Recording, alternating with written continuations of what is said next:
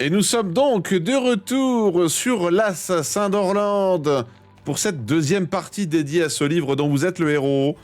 Évidemment, cette session sera en replay sur YouTube. Vous avez le lien de la chaîne dans le chat. Si vous n'êtes pas abonné, n'hésitez pas à le faire. Vous avez en épinglé la première partie qui est tout simplement disponible. Je vais vous relire le précédent paragraphe. On était sur la trace du cavalier susnommé Eltan en direction de son château. On cherchait son château. Et non, j'allais dire Reblazard, mais non, vous dites bonjour à YouTube. Voilà, bonjour YouTube. Quittant le sentier, vous vous engagez dans une petite vallée boisée entre deux hautes collines. Les arbres vous protègent des rayons du soleil et un peu de fraîcheur est la bienvenue. Certains des arbres qui vous entourent atteignent plus de 30 mètres de hauteur, projetant une ombre permanente dans les sous-bois. Devant vous, vous remarquez deux formes qui se déplacent rapidement dans votre direction. Vous tirez votre arme et vous préparez au pire, leur demandant de s'arrêter. Mais elles ne répondent pas et continuent leur course droit vers vous. Allez-vous les attaquer ou préférez-vous attendre encore un peu ? Ça se trouve, ils veulent pas du tout nous attaquer. Ça se trouve, c'est juste des passants en train d'être poursuivis. Donc, premier choix de la soirée, que faire ? Les attaquer ou attendre ? C'est à vous de voter dans le chat. Les attaquer, premier choix, votez 1. Attendre, deuxième choix, votez 2.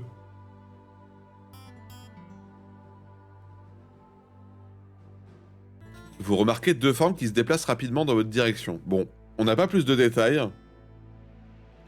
Je suis assez d'accord avec la majorité. Ça se trouve, ce ne sont pas des menaces.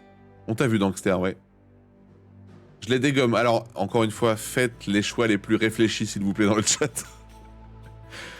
Rappelez-vous que les livres dont vous êtes le héros peuvent parfois... pas parfois, sont très souvent cruels et très souvent... il y a beaucoup de pièges. Mais, sauf Dankster, vous êtes une écrasante majorité à choisir d'attendre. Et nous allons donc... Les hommes s'arrêtent à votre vue, et l'un d'eux tombe à genoux, à bout de souffle, voilà. L'autre dégaine sa hache, mais au lieu de vous attaquer, il se retourne, je le savais. Sans vous regarder, il vous demande si vous êtes un bandit. Quand vous répondez par la négative, il semble soulagé. Le plus jeune des deux hommes se relève alors et explique que lui et son père sont des bûcherons et qu'ils ont eu la malchance d'être pris en chasse par un énorme ours des bois. Ils ont réussi à le blesser, mais il était trop fort pour eux. L'ours vit dans une caverne au pied d'une vieille souche frappée autrefois par la foudre. Il vous indique l'endroit. Après quelque temps, il semble qu'il n'ait pas été suivi, et soulagés, ils prennent congé de vous avant de partir en direction du monastère. Sachant maintenant où trouver l'ours des bois, vous pouvez décider de le prendre en chasse, ou vous pouvez tenter d'éviter de le croiser. Ah, on aurait pu tomber sur lui peut-être avec d'autres choix. Que faire ? Prendre l'ours en chasse ou éviter de le croiser. Est-ce que... Après, on en sait... Imaginez que dans la caverne de l'ours, il y ait moult pestados d'or. On sait pas, hein. Mais c'est un risque, effectivement, d'aller chasser l'ours. Bon, quel intérêt on a, alors que notre cher et tendre est actuellement retenu dans le château Eltan, qui, rappelez-vous, on nous précisait qu'on avait presque perdu la trace du cavalier, et que plus on mettait de temps à prendre de décisions, plus on risquait de ne jamais trouver ce château. Moi, je vous donne des infos, vous en faites ce que vous voulez. On était des froussards alors de... Oh bah, pas vraiment, parce qu'il y a eu beaucoup de combats, et c'est juste qu'il faut initier les combats au bon moment. Là, on aurait attaqué deux innocents, ça aurait été un peu dommage. N'ayant pas le contexte, je m'abstiens de voter. Bah, on a croisé deux bûcherons qui ont attaqué un ours et qui ont fui. Et on est toujours à la recherche du château d'Eltan. Des apostrophes. Vous êtes une petite majorité, très légère, 67%, à vouloir éviter de croiser l'ours, maintenant qu'on sait où il se trouve. Donc, après quelques temps, les arbres commencent à s'espacer et sont bientôt remplacés par de hautes herbes qui vous arrivent aux cuisses. Un petit ruisseau s'écoule à proximité et vous prenez le temps de boire quelques lampées d'une eau fraîche avant de remplir votre gourde. Vous progressez lentement à travers la forêt verte, mais vous trouvez finalement un sentier qui doit provenir du monastère rencontré plus tôt. Votre progression s'en trouve facilitée. Et oui, un peu plus tard, vous arrivez à une fourche. Allez-vous emprunter la branche allant au nord-est ou opter pour celle allant au nord-ouest? Et là, je me dis que si on s'était arrêté au monastère, on aurait peut-être eu l'information de où se trouvait le château. Où aller? Donc, on a le choix nord-est ou nord-ouest. C'est un pari, messieurs, dames, c'est du pifomètre. Et salut Virtual, comment vas-tu? J'aimais bien ces livres à l'époque, bonne idée de refaire ça. Bah, on en a fait beaucoup sur la chaîne. Hein. Beaucoup. Là, il n'y a pas, je pense... Enfin, il y a forcément un bon choix et un mauvais choix, mais on n'a aucune information pouvant nous aiguiller sur lequel est lequel, donc... À votre guise dans le chat.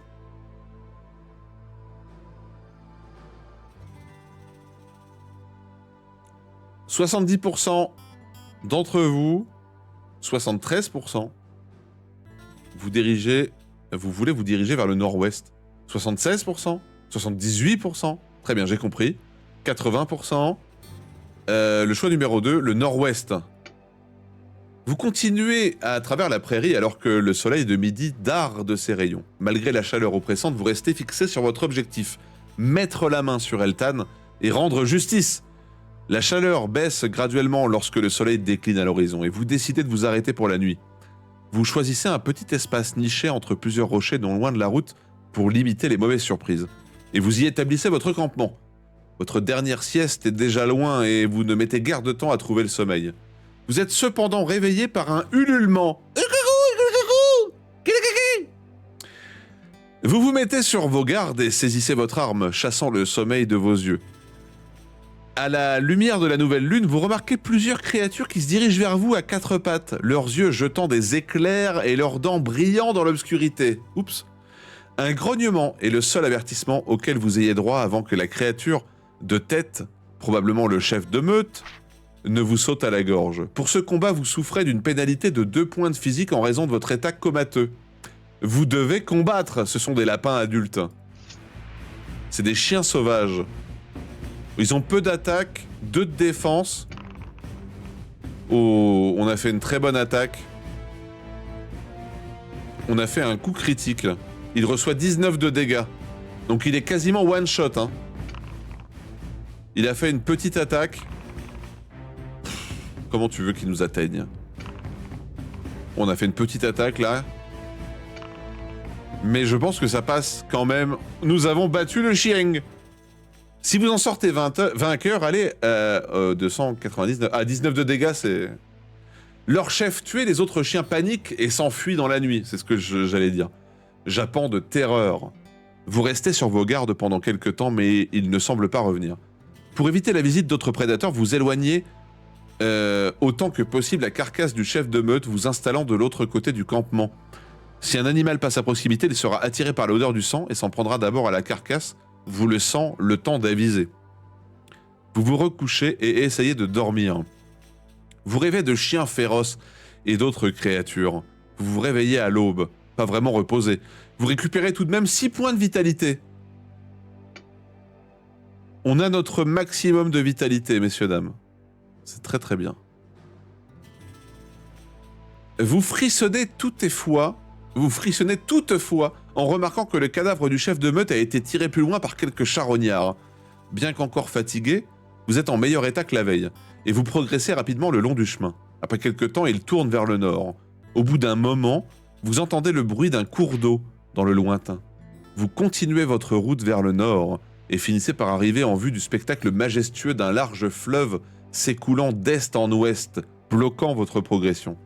Vous mettez encore une bonne heure à arriver sur la rive, notant que la largeur du fleuve dépasse les 100 mètres.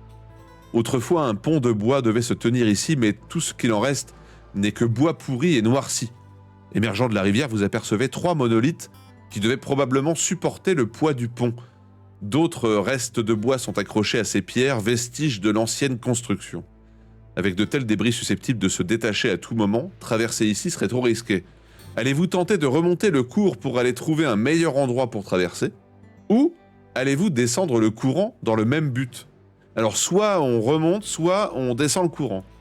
Et salut Ghost, comment vas-tu? T'aurais pu leur donner de la nourriture et ainsi avoir une meute à toi pour tuer l'Ender Dragon. Avec des chiens. Que faire? Remonter le courant le long de la berge, hein, et pas de la verge, ou descendre le courant. Là aussi, pas vraiment d'infos, pas de... On ne sait pas. On ne sait pas quel est le mieux. Et ouais, ça va bien, écoute, Ghost. On est allé au nord-ouest. On avait nord-est et nord-ouest. Remonter le courant ne nous indique pas si c'est en direction du nord ou du sud, donc... Descendre est plus simple. On marche à côté du fleuve, donc ça change rien.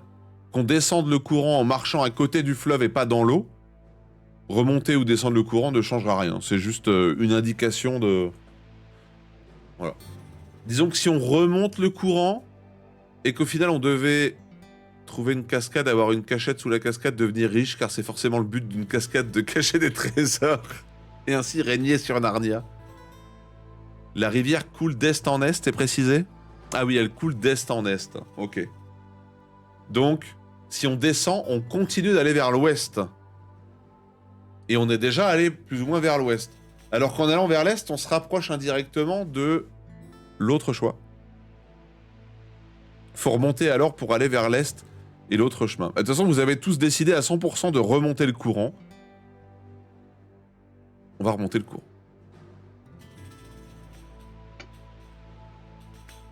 Vous progressez en remontant le courant jusqu'à un endroit où un banc de sable semble émerger des flots tumultueux. La Oui. truite remonte le ruisseau, pas à pas. Et c'est vrai, merci Dogster pour les bits. Un excellent endroit pour traverser. Vous suivez le banc aussi longtemps que vous le pouvez, mais vous êtes bientôt contraint de nager. L'eau est froide, mais pas gelée, et vous trouvez même cette expérience rafraîchissante. À mi-chemin de l'autre rive, vous remarquez une forme sombre qui semble flotter par-dessus les eaux. Vous prenez tout d'abord la chose pour un débris de bois, mais lorsqu'il prend visiblement votre direction, vous n'en êtes plus si sûr. Une large tête ophidienne sort maintenant des eaux, sifflant d'un air menaçant. Vous ne lui échapperez pas en nageant. Vous devez combattre. Vous souffrez pour ce combat d'une pénalité de 2 en physique, ce qu'on vient d'avoir. Un python de rivière.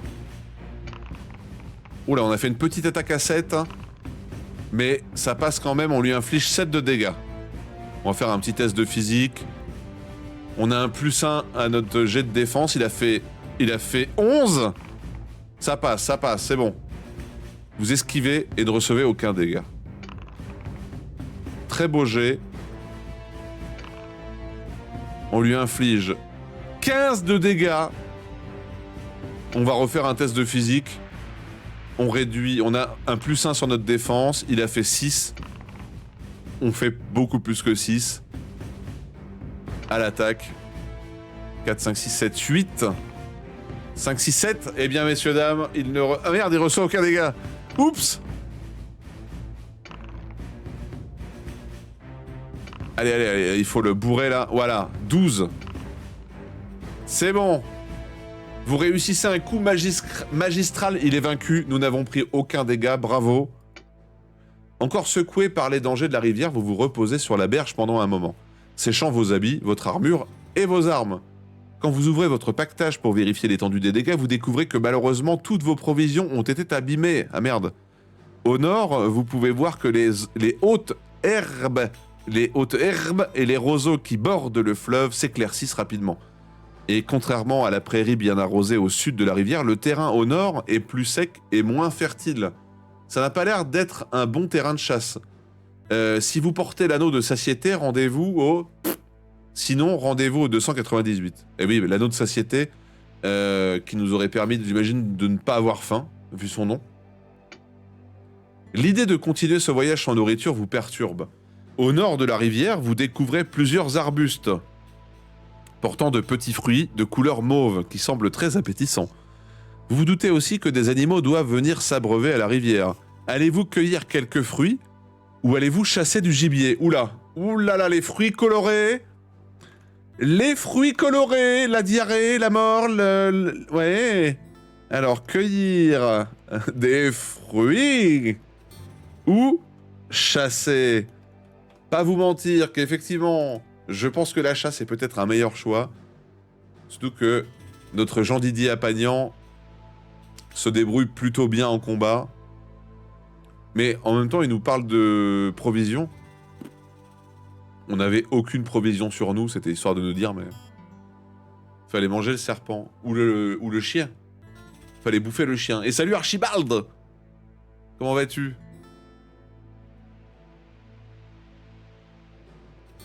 On a tous vu Into the Wild. Wesh! Archibald? Voilà.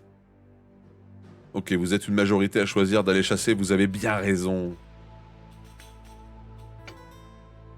Vous avez déjà chassé dans les prairies auparavant et vous vous reposez sur votre expérience.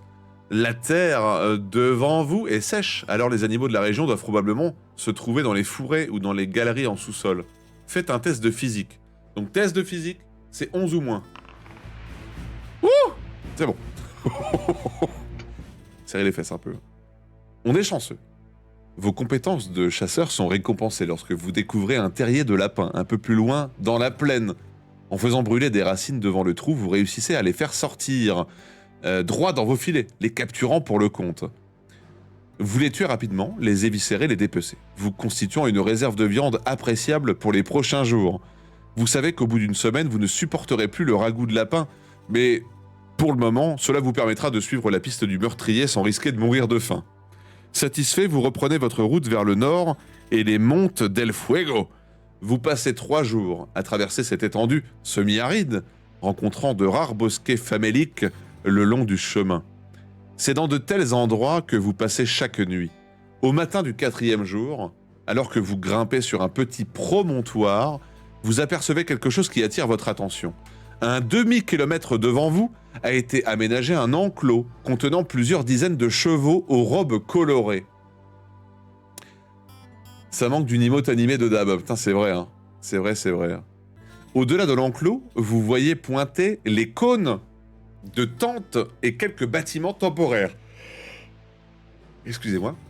À cette distance, vous ne pouvez que deviner les silhouettes qui circulent entre les tentes. L'activité du campement semble intense, malgré l'heure matinale.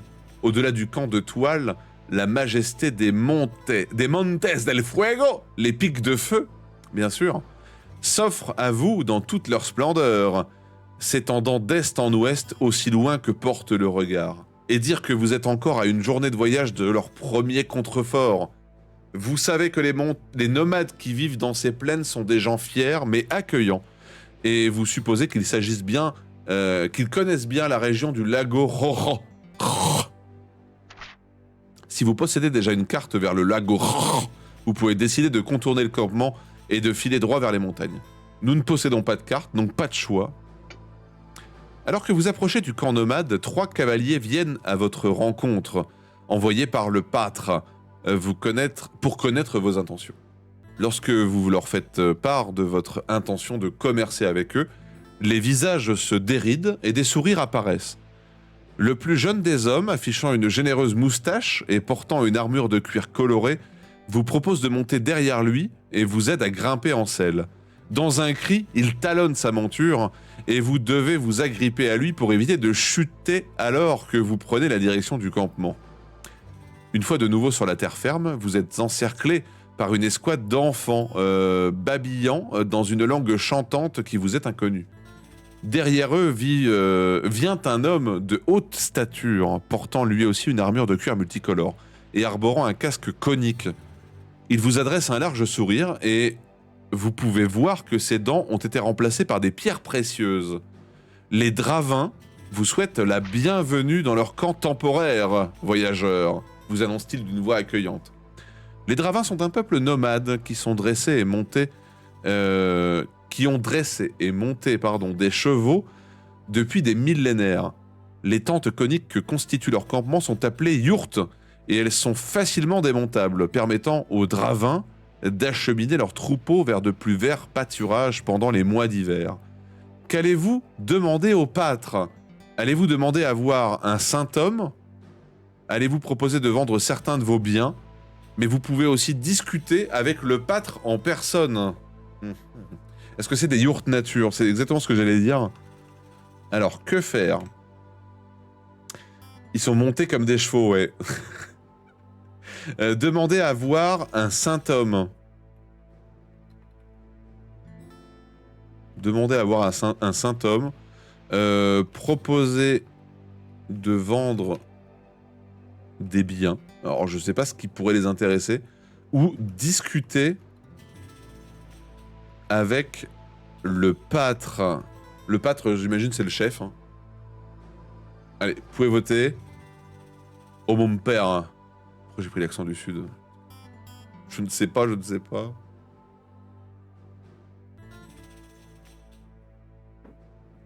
Qu'est-ce qu'on aurait sur nous qui pourrait les intéresser en termes de vente? On a la bague, hein.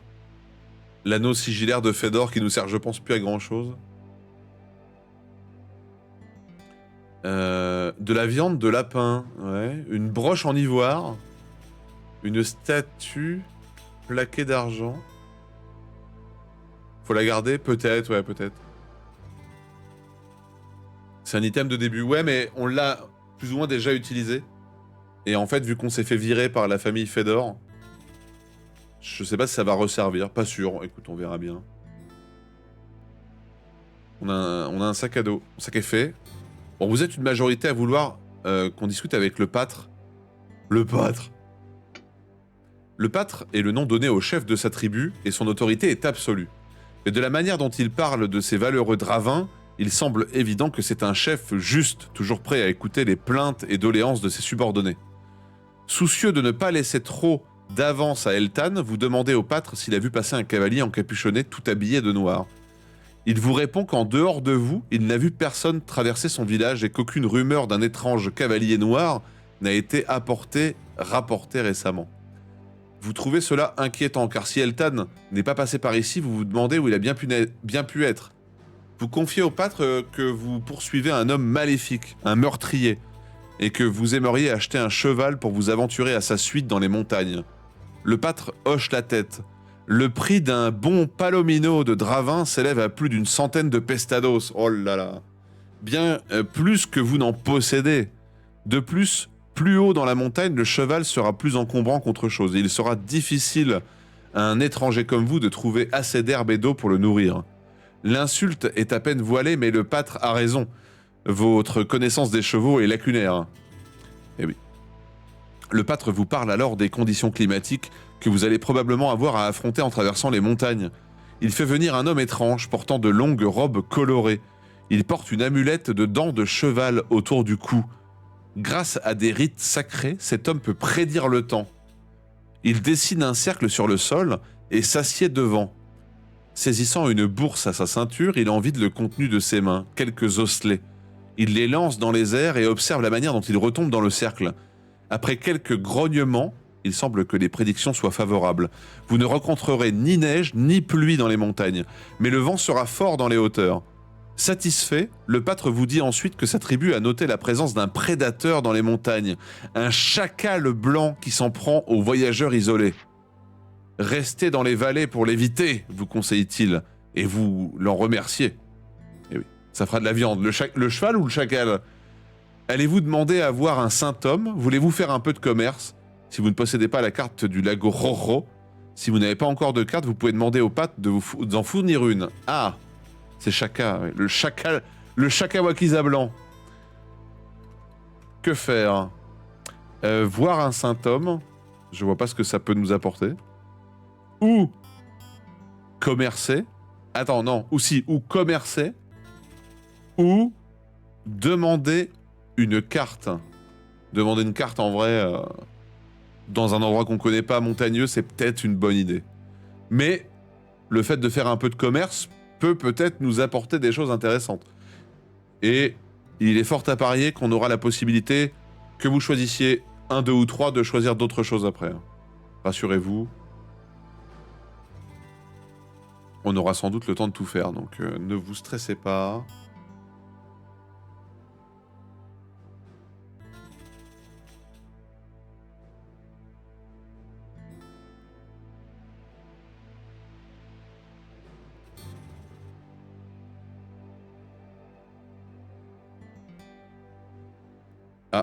Super, j'ai reçu un abonnement cadeau sur une chaîne. Vous êtes un peu partagé, mais il y a une petite majorité qui l'emporte sur le commerce, donc on va voir ce qu'on peut commercer. Le commerce semble être une seconde nature chez les Dravins, et on vous conduit dans une yourte où plusieurs hommes du clan sont assis devant un feu. Le pâtre s'assied également en retrait. Il ne participera pas aux échanges, mais s'assurera d'un œil vigilant que ni vous, ni ces hommes ne seraient trompés. Les amateurs passent en revue vos possessions d'un œil avide, mais sont rapidement déçus. Les armures et les armes ne les intéressent pas, car ils les fabriquent de leur manière à les adapter à une vie passée en selle. Vos objets magiques ne les intéressent pas non plus. Les Dravins sont des gens superstitieux et ils craignent la puissance des magies étrangères. Il apparaît que vous ne vendrez rien aujourd'hui. Si vous avez une chope d'étain, allez au 204, sinon 245. Bon. Les clients sont déçus que vous n'ayez aucun bien de valeur à leur proposer. Ils se détournent alors de vous, reprenant leurs petites affaires. Vous décidez alors de partir et le pâtre vous raccompagne à l'extérieur. Allez-vous demander à voir un saint homme ou demander à voir une carte? Allez, dernier choix les amis. Que faire? Donc, le saint homme ou la carte? Moi je pense que la carte c'est le choix le plus important. Le saint homme je comprends pas trop le... On n'a pas besoin d'être béni hein. Only Dravin. Montrer des photos de mes yep.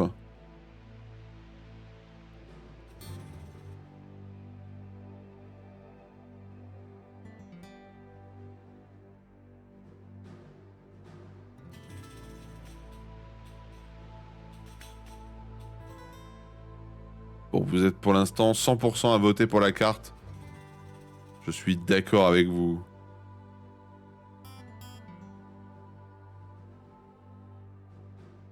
Parce qu'il n'y a pas d'autres votes, on va partir là-dessus. Si vous ne possédez pas encore, vous pouvez demander une au pâtre. Vous indiquez au pâtre que vous êtes à la recherche d'un endroit appelé le lago Rojo, et vous lui demandez s'il peut vous indiquer quelle route prendre. Aussitôt ces mots sont-ils prononcés que le visage du pâtre se ferme, et que ces hommes se taisent. D'une voix tremblante, le pâtre vous apprend que le lac est un lieu sacré pour les Dravins, et qu'ils ne laissent pas même leur monture boire dans ses eaux. Il vous demande alors pourquoi vous désirez vous rendre là-bas. Vous décidez de lui dire la vérité. Vous cherchez un château dans les environs du lac. Les rides sur le front du pâtre se creusent encore. « Le château est abandonné, vous dit-il. Il en est ainsi depuis le temps du père de mon père. Ce n'est qu'un écrin vide. » Cette nouvelle vous surprend et n'est probablement pas une bonne chose. Vous lui parlez des assassinats et du fait que votre vie, ainsi que celle d'un être cher, sont menacées. Le pâtre vous dévisage un instant, tentant de discerner un mensonge, mais il n'y parvient pas. Il soupire et son regard se perd quelque part vers le nord. « Je peux vous donner une carte de cette région ?» vous dit-il à haute voix. « Mais ce ne sera pas un cadeau. Pour m'assurer que vous ne troublerez pas la quiétude des lieux et que vous ne polluerez pas les eaux sacrées, je vous demanderai 20 pestados d'or en échange. » Vous protestez devant une telle somme, mais il refuse de revenir sur son prix. Il semble évident que le fait de vous confier cette information coûte cher au pâtre. Et vous ravalez vos prestations. La somme demandée est toutefois conséquente. Si vous acceptez de payer une telle somme et pouvez vous le permettre... Nous n'avons que 13 pestados d'or, messieurs, dames, en notre possession. Je vais mettre une sauvegarde, hein, au cas où. Donc on n'a pas le choix, on n'a pas les moyens. Vous essayez de gagner du temps. Le pâtre, elle, un vieux Dravin. Quoi? Il lui parle sans ménagement et vous voyez ses yeux rouler dans leurs orbites, mais l'homme ne remet pas en cause les paroles de son pâtre. Attrapant une feuille de parchemin, un pot d'encre et une plume à l'intérieur d'une yourte, il s'assied ensuite à une table de bois et commence à dessiner une carte. Ah. Un silence étrange s'empare du camp, seulement perturbé par le grattement de la plume sur le parchemin. Après quelque temps, le scribe met la dernière touche à la carte, dépose sa plume et passe et repasse le parchemin devant une bougie pour en sécher l'encre. Une fois cela fait, le parchemin est roulé et tendu au pâtre. Avec hésitation, il vous le tend d'une main, l'autre ouverte en signe de l'attente de votre paiement. Mais on n'a pas l'argent. Sans prévenir, vous saisissez la carte et filez à toute vitesse jusqu'à l'extrémité du camp. Attends, est-ce que on a fait genre on va le payer et on s'est barré? Aucun des Dravins n'esquisse un geste pour vous arrêter, mais vous entendez le pâtre donner des ordres dans sa langue. Soudain, un homme jaillit de derrière une yourte, une flèche encochée dans son arc. Dans un geste majestueux, il lève son arc, le bande dans votre direction et relâche la flèche. On doit faire un test de physique. Qui est réussi. À la dernière seconde, vous faites un pas de côté et la flèche passe à 1 centimètre de votre cou. Avant que l'archer ait pu encocher une nouvelle flèche, vous lui sautez dessus, l'envoyant au sol. Avant de le voir tomber, vous le dépassez et vous faufilez entre les tentes. Les femmes et les enfants se sont réfugiés à l'intérieur aux cris de leurs pâtres. Mais vous entendez les cris nerveux des cavaliers lancés à votre poursuite. Mais putain de merde. On est obligé de les rouiller? Bah apparemment. Hein. Vous foncez entre les tentes et arrivez bientôt face à l'enclos où sont rassemblés les chevaux de la tribu. Que comptez-vous faire? Si vous voulez prendre la fuite à pied, allez au 248. Si vous voulez libérer les chevaux pour faire diversion, 261. Si vous voulez voler un cheval et prendre la fuite, 276. Alors, étant donné la situation dans laquelle on se trouve...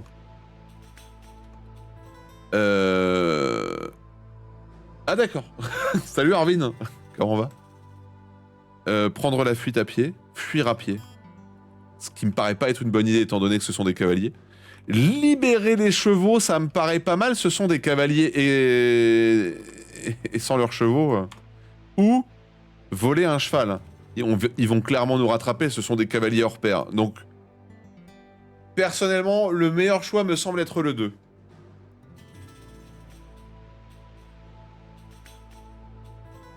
Par contre, d'où j'ai peut-être mal lu le deuxième choix, mais c'est vrai que de toute façon, sans la carte, on n'allait pas explorer une chaîne de montagnes qui fait des dizaines et des dizaines de kilomètres de long sans avoir de carte. Donc, pour moi, le plus simple, c'est de libérer les chevaux ou de fuir, mais voler un cheval, on n'est pas bon cavalier, l'on dit lui-même, et en plus c'est vrai, hein, on va se faire attraper. Prendre la fuite à pied, on va sans doute se faire attraper. Il y a moyen que si on vole un cheval, ils puissent le siffler pour qu'il s'arrête. Ouais, en plus. Parce qu'ils sont dressés. Donc, 82% d'entre vous choisissez de libérer les chevaux. Dans une soudaine inspiration, vous réalisez que les chevaux sont les biens les plus précieux des Dravins, peut-être plus précieux encore que les lieux sacrés indiqués sur la carte. Contournant l'enclos, vous en ouvrez facilement les portes avant de vous diriger vers le nord, saisissant quelques pierres au passage. Lorsque vous êtes certain que personne ne peut vous voir, vous commencez à lancer les pierres vers les chevaux, qui s'énervent rapidement et se ruent à travers la porte ouverte, galopant vers la liberté et la tranquillité. Un cri s'élève dans le campement, les nomades assistent à la fuite de leur monture vers le sud, vous oubliant aussitôt. Les Dravins se mettent en chasse à pied ou sur les rares palominos qui restent au camp. Alors qu'ils disparaissent progressivement à l'horizon, vous saisissez l'occasion de vous diriger vers le nord. Si des femmes ou des enfants vous ont vu, aucun n'a jugé bon de donner l'alerte, et vous ne vous arrêtez de courir que lorsque vous êtes à bout de souffle. Ok, le village n'étant alors qu'un point sur l'horizon. Visiblement, on a fait le bon choix. Dans notre malheur. Vous jetez un œil à votre carte et bien que sommairement dessinée, elle vous donne toutes les indications nécessaires pour trouver votre chemin, et vous la suivez jusqu'à la nuit tombée. Vous établissez votre campement entre les racines d'un arbre et vous avez déjà hâte de reprendre votre route aux premières lueurs de l'aube. Vers la matinée suivante, les hautes herbes ont cédé la place au premier contrefort des Montes del Fuego. Vous trouvez un petit sentier qui serpente à travers les collines, mais il forme bientôt une fourche dont l'une des branches s'engage dans une vallée, l'autre grimpant vers un promontoire. Allez-vous descendre vers la vallée? Allez-vous monter?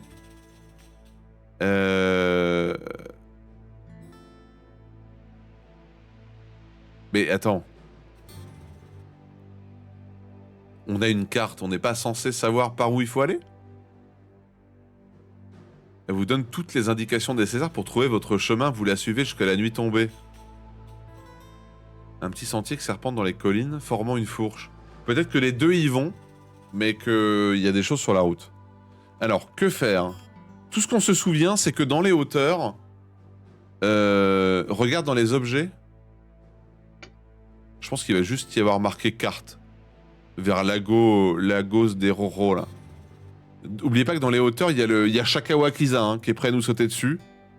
Donc c'est pas que faire, c'est où aller plutôt le choix. Où aller je vais mettre vallée ou monter. Vallée ou monter. Voilà. Je vais choisir vallée ou monter. Shakawakiza, tapis dans l'ombre, tel un monsieur souris, prêt à nous dévorer, vivant, comme un monsieur souris avec ses propres enfants. Super, Chaka. Je ne te savais pas comme ça. Est-ce que tu veux nous assaisonner avec du pastis en plus? De l'aventurier sauté au pastis, ça doit être très bon, ça. Voilà. C'était bon.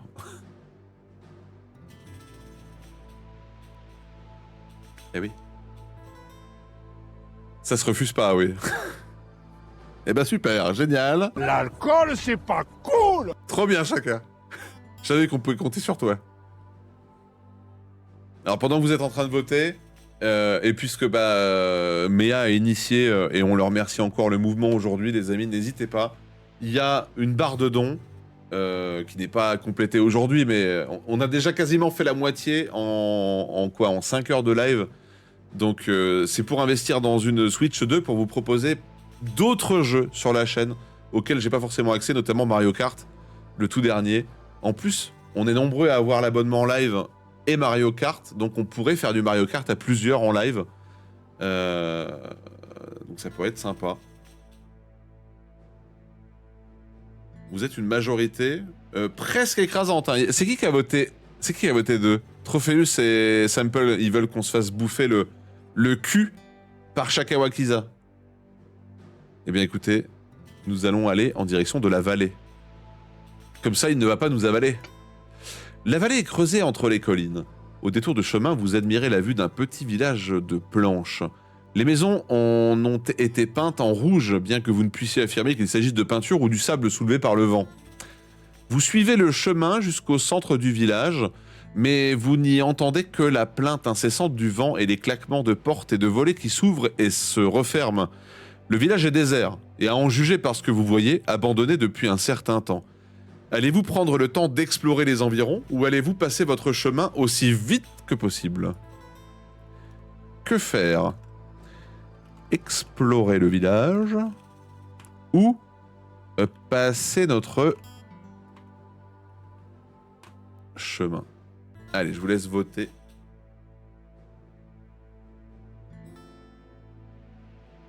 Je vous laisse voter dans le chat. Imaginez, on trouve un artefact magique de fou furieux dans le village.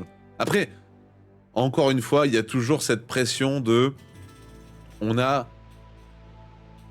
un petit chronomètre au-dessus de la tête qui n'est pas visible. Et oui, notre chère et tendre est retenue prisonnière.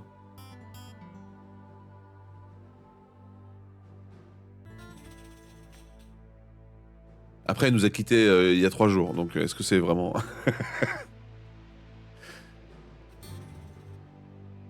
Il y a presque une égalité... Ah non, Monsieur Eros qui vient de faire passer à 70% l'exploration du village, très bien. Tout près se trouve une petite maison dont la porte pend de sa dernière charnière valide. Alors que vous en approchez, vous entendez un son étrange provenant de l'intérieur. Poussant la porte, vous entrez dans une petite pièce dont le sol est recouvert de la poussière rouge des montagnes. Les carreaux ont été brisés, le verre craquant sous vos pas comme vous marchez. Les restes d'une table gisent également sur le sol. Une volée d'escalier mène à un étage et il semble que ce soit de là que provienne le bruit. Vous montez les escaliers et arrivez dans un étroit couloir terminé par une porte. Vous vous élancez et ouvrez brutalement la porte, votre arme à la main, prêt à vous battre pour votre vie. Alors que la porte s'ouvre vers l'intérieur, une boule de glaire noire passe à quelques centimètres de votre tête. Sur le sol se tortille une créature à 6 pattes, proche de la taille d'un chat. Sur son dos frétillent 2 ailes qui s'agitent en signe d'agressivité. Vous devez combattre. Un scarabée cracheur. Oh, il lance beaucoup de dés, hein. Oh là là! Oh là là! On a un +1. Oh putain!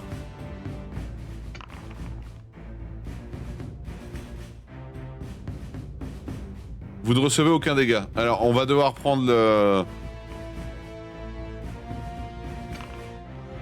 Ok, on a fait un... Oh!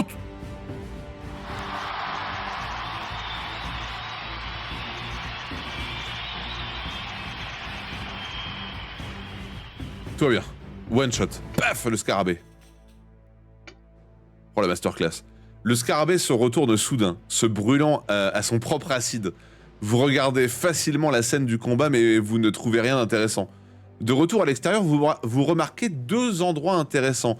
Un saloon aux portes basses et une grosse maison en retrait de la rue, juchée sur une petite colline. Si vous voulez examiner le saloon, la maison isolée, ou si votre rencontre avec le scarabée vous incite à fuir cette ville au plus vite, alors que faire? Saloon,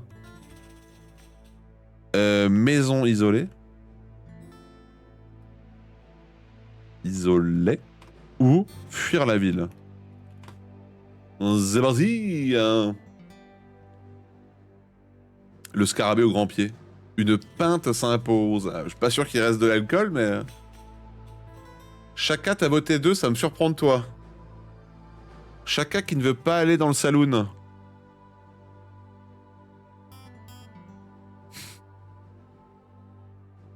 Mais enfin, vous êtes malade? J'ai déjà un verre. Ah ok, d'accord. Il est prêt à nous le verser dessus pour nous bouffer d'ailleurs. Hein. Le chaka blanc. Une pinte de sable, c'est ça.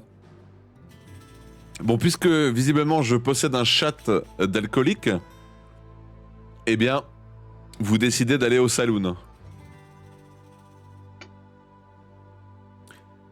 Vous repoussez les portes du saloon et vous entrez. Ces portes basses n'ont pas empêché le sable rouge des environs de pénétrer à l'intérieur lors des tempêtes violentes qui secouent régulièrement les environs. Toute la peinture y a été arrachée des murs à cause de ce même vent sec, et il n'y a aucune trace d'occupation. Le tenancier a dû vider les lieux il y a quelque temps. Les verres derrière le bar sont tous cassés, et le mobilier semble avoir été mis en pièces par une main invisible. En fouillant les environs, vous trouvez une bouteille encore pleine au quart de brandy, ainsi qu'une autre boisson qui ressemble un peu à de la bière forte orlandrienne, un breuvage bienfaisant pour les gorges des mineurs. Si vous en buvez, vous récupérez 10 points de vitalité. Attends, est-ce qu'on l'a? Bouteille de brandy. Mais on n'a pas la bière, hein. Parce qu'on était déjà full, hein. Donc on aurait pu la garder peut-être, non? Satisfait de votre trouvaille, allez-vous maintenant fouiller la grande maison ou continuer le chemin? Alors, dernier choix pour ce village, qui nous apporte pas grand-chose d'intéressant. Maison isolée. Ou fuir le village. Ah, on a la bouteille? Attendez, je vous mets le vote. On a la bouteille de brandy, mais... Ah oui! La bière de chanvre. Oh! Très très bien. Après, avec le mode qu'on a choisi, on peut se soigner quand on veut, mais...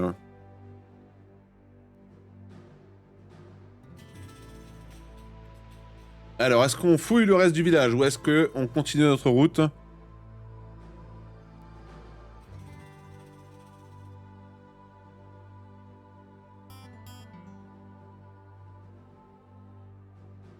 C'est à vous de décider.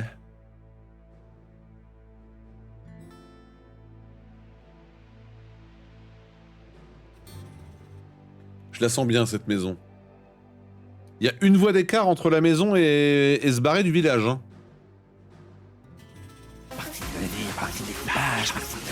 Salut Diti!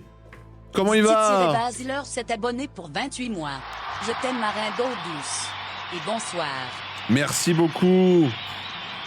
28 ans d'abonnement en T3, s'il vous plaît, messieurs, dames. Je le rajoute à la sainte liste des gens abonnés en T3 pour le 70-30. Merci pour ton soutien. Bah, de toute façon, les 1 sont un peu en tête, donc... Nous allons voter 1. Fouillez la grande maison. La maison est construite sur une petite butte. J'adore rire. Et domine le reste du village. La porte de devant est fermée, mais elle s'ouvre bruyamment vers l'intérieur lorsque vous la poussez. À l'intérieur, un hall d'entrée mène vers plusieurs pièces assez chargées, y compris une cuisine et une salle à manger. Les meubles sont relativement vieux et mal entretenus, et l'escalier semble branlant.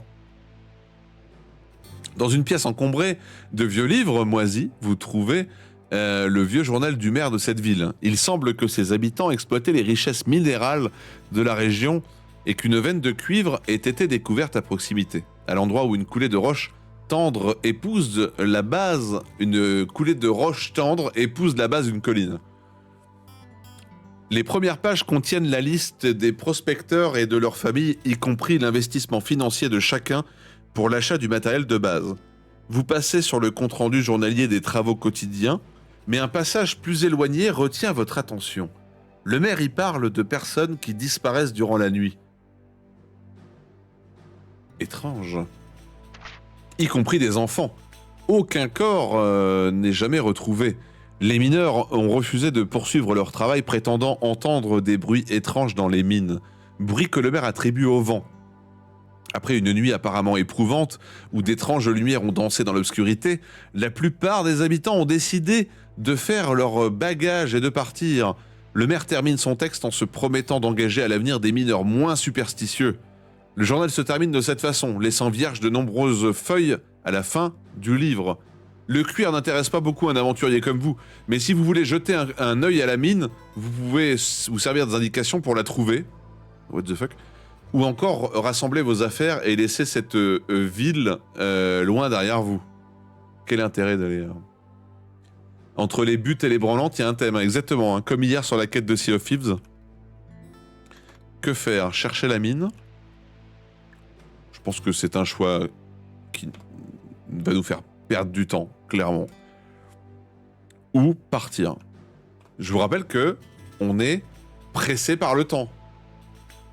Le jeu nous a fait à plusieurs reprises comprendre que le temps est important et que notre bien-aimé qu'on est censé libérer risque de se faire tuer si on prend trop de temps à aller à des points.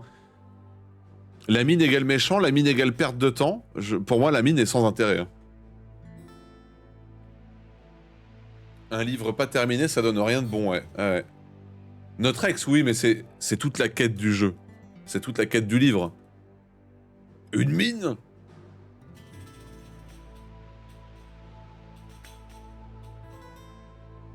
Il y a une treilleuse dans sa salle BDSM. Ah merde. La mine débouche dans le manoir. Peut-être. Peut-être. Mais avec Desi. Avec Desi, on fait rentrer le chacal Wakiza blanc dans notre anus. Et ça, c'est... Hein? Avec Desi. Avec Desi. 80% d'entre vous avaient choisi de partir. Très bien. Partons. Oh!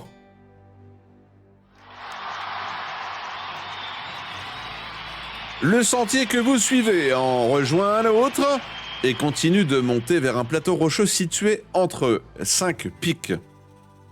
Votre cœur rate un battement lorsque vous regardez dans le lointain et voyez un château perché sur un promontoire. À quelque distance, protégé du vent par la présence des murs de pierre qui vous entourent, vous respirez enfin normalement et vous vous mettez en route le long d'une voie pavée qui mène droit aux murailles. Sur votre gauche, le sol décline vers un petit ravin au pied duquel brille un lac dont les eaux sont rougies par la poussière et les rochers. La couleur en est si épaisse que vous ne pouvez en distinguer le fond. Le château est construit sur un promontoire émergeant du lac, une position aisément défendable. Souffrez-vous de la peste orlandrienne? Oh, si on avait été dans la mine, ça se trouve on aurait chopé la ch'touille. On ne souffre pas de la peste orlandrienne.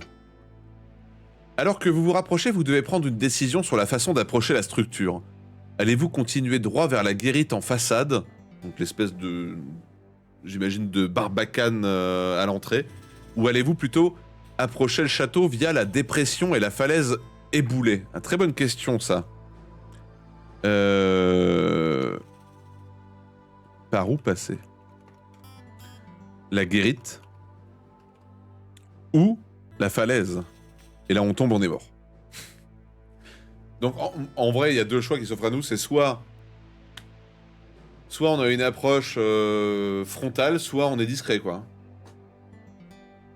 Ouais, s'il y a des éboulements, la falaise éboulée, hein. La falaise éboulée, c'est précisé.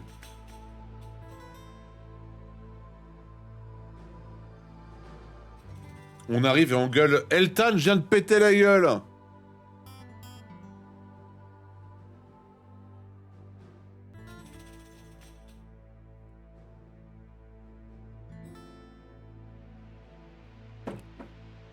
Allez, vous êtes quasiment 80% à choisir de passer par la guérite du château. Le sentier monte graduellement vers le promontoire et le portail. La route est en mauvais état et elle serpente jusqu'à l'entrée du fort. Faites attention où vous mettez vos pieds, car quelques morceaux de revêtement se détachent de la route et roulent vers le lac. La route commet un dernier coude dans son ascension et vous vous retrouvez dominé par l'ombre de Castillo Eltan. Une herse rouillée est à moitié baissée dans l'entrée et vous devez vous accroupir pour passer par-dessous. Soudain, votre instinct vous crie que vous êtes en danger. Faites un test de physique. C'est réussi. Vous vous jetez de côté juste à temps. Une épée fend l'air à quelques centimètres de votre cou. Roulant sur vos pieds, vous dégainez votre arme et faites face à votre adversaire. Une créature bossue et bancale vous fait face, vous inspirant tout à la fois du dégoût et de la pitié. Des cheveux gras pendent sur son visage et des dents pourries hérissent sa bouche comme des ruines sur une colline. Oh, quelle belle métaphore. Il vous crache dessus et tente une nouvelle fois de vous frapper à la tête. Vous devez combattre. Le bossu. Oh, il a 4 dés d'attaque, l'enculé. Hein. Pourquoi on lance que 2 dés? Ah oui, c'est le bonus, Oh! Oh, on l'a quasiment one-shot. Nous avons un +1. Parce que lui, il lance beaucoup de dés. Hein. Il a fait combien? Il a fait 12, 13, 14, 15. Et on a fait beaucoup mieux. Nous avons un +1. Oh là là, on fait des super jets. Ah, il a paré l'attaque. Mais quel enculé. Ah bah voilà, il est battu. Ah. C'est bon, c'est win. Oh, on est trop fort. Hein. Le bossu gît à vos pieds. Vous vous emparez de son épée courte si elle est meilleure que votre arme actuelle. Je pense pas. Ah si, on est passé à 4 dés d'attaque. C'est bon pour vous? Comme si on n'était pas assez fort actuellement. Quasi mortaux. Maintenant que le combat est terminé, vous prenez le temps d'examiner les alentours, tentant de percer le mystère qui entoure ce château oublié. La pierre du portail est craquelée et usée, marquant l'âge de la forteresse. La poussière rouge des montagnes recouvre le sol, et vous y voyez les traces du bossu qui vont et viennent. Levant la tête, vous voyez les déversoirs qui devaient permettre l'écoulement. De l'huile, pardon. L'écoulement de l'huile bouillante et des déchets. Dire que certains d'entre vous êtes modo et lui est quasi modo. Pas mal, ça, c'est pas mal. Ah. Prudemment, vous évitez de passer juste dessous en avançant, j'arrive plus à parler, vers la cour. 1, 2, 3, 1, 2, 3 AVC. En y jetant un œil, vous remarquez la double porte qui s'ouvre dans le bâtiment en face des grilles. Quelque part à l'intérieur... Salut psychique, hein? Comment vas-tu? Quelque part à l'intérieur doivent se trouver Eltan et votre cher Carrie. Chaque seconde qui passe doit l'emplir de terreur. Votre haine pour celui qui l'a enlevé ne fait que croître. Au moment où vous allez traverser la cour, vous remarquez que les traces du bossu s'arrêtent près du mur. En examinant le mur, de près, vous trouvez un petit crochet qui, une fois tiré, active le mécanisme d'ouverture d'une porte secrète. Derrière, une volée d'escalier descend dans l'obscurité au-dessus du portail. Qu'allez-vous faire? Allez-vous traverser la cour la tête haute? Préférez-vous traverser la cour en usant de discrétion ou prendre les escaliers dans le petit passage qui vient de s'ouvrir? Que faire? Traverser la cour. Tête haute. Traverser la cour discrètement. Ou emprunter le passage secret du bossu qui a une très grosse... Allô? Allez, vous pouvez voter. Ah, attendez! Attendez. Hop, hop, hop, hop, hop, hop, hop, hop, hop. Il y a eu un petit problème. Traverser la cour. Traverser discrètement. Traverser discrètement. Ou passage secret. Je sais pas pourquoi ça n'a pas validé le troisième choix. Voilà, là c'est bon. Allez, vous pouvez voter. Le vote 3 n'est pas passé au deuxième tour, il n'a pas eu les 10%. Voilà. J'ai la ref, bien sûr. Hein. Pensez à voter la semaine prochaine. Si vous avez un second tour dans votre ville. Pour les municipales, bien sûr. Eh oui, François Bayrou, on le rappelle, est actuellement en tête à la municipalité de Pau. C'est... Mais c'est de la merde! Super. Super génial. Ok, bon, vous êtes 100% à vouloir choisir le passage secret.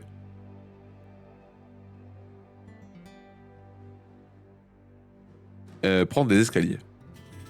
Vous avancez recourbé sur les marches de pierre, désireux de ne pas faire plus de briques nécessaires. L'escalier tourne autour du pilier central sur une courte distance avant de se terminer devant une porte de bois. Allez-vous défoncer la porte ou tenter de l'ouvrir délicatement? Défoncer la porte. Eltan, je sais où tu te caches. Ou l'ouvrir délicatement. Voilà, je trouve que le choix 2 est quand même moins con. Péter la porte, on va se faire détecter direct ou pas, hein. Ça se trouve, c'était sa façon d'ouvrir la porte au bossu, hein. On sait pas, hein.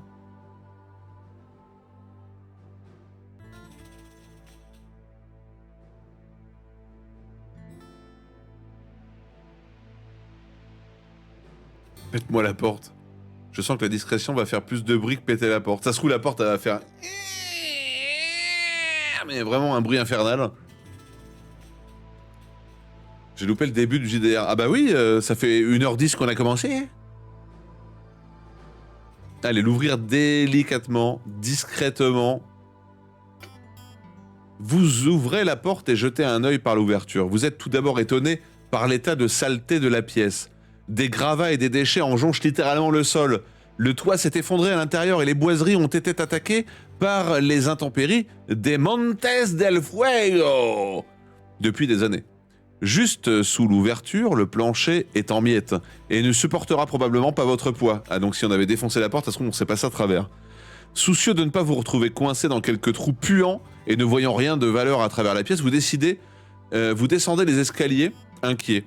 Si le reste du château est dans le même état, est-ce vraiment ici que vous trouverez Eltan? Vous espérez ne pas avoir fait tout ce chemin en suivant une fausse piste. Comment allez-vous traverser la cour? La tête haute ou discrètement? Alors, que faire? Traverser ou traverser discrètement? Allez, je voulais choisir.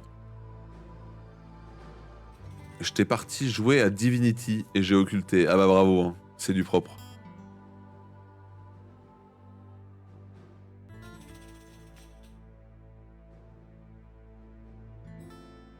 Juste le ban, la flemme de cliquer 3 fois. Oui, je pense qu'il y a une erreur de traduction, ouais. On est descendu, on a continué à descendre, on est revenu en haut. Eh, c'est de la magie ou quoi? On dirait de la magie.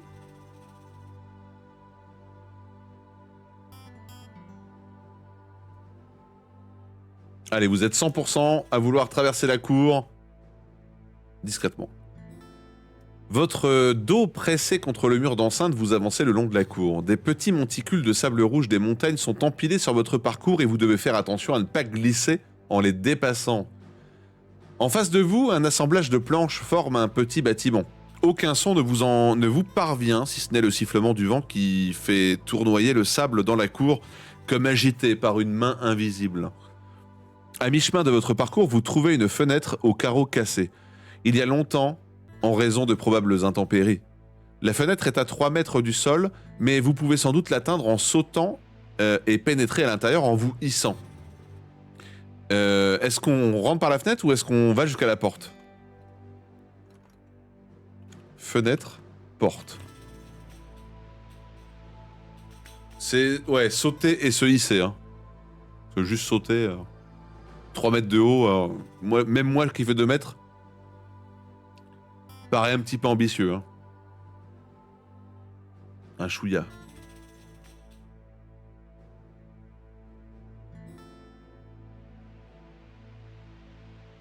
Il y a un grappin? On n'a pas de grappin, non? Comme Brax, tu veux dire?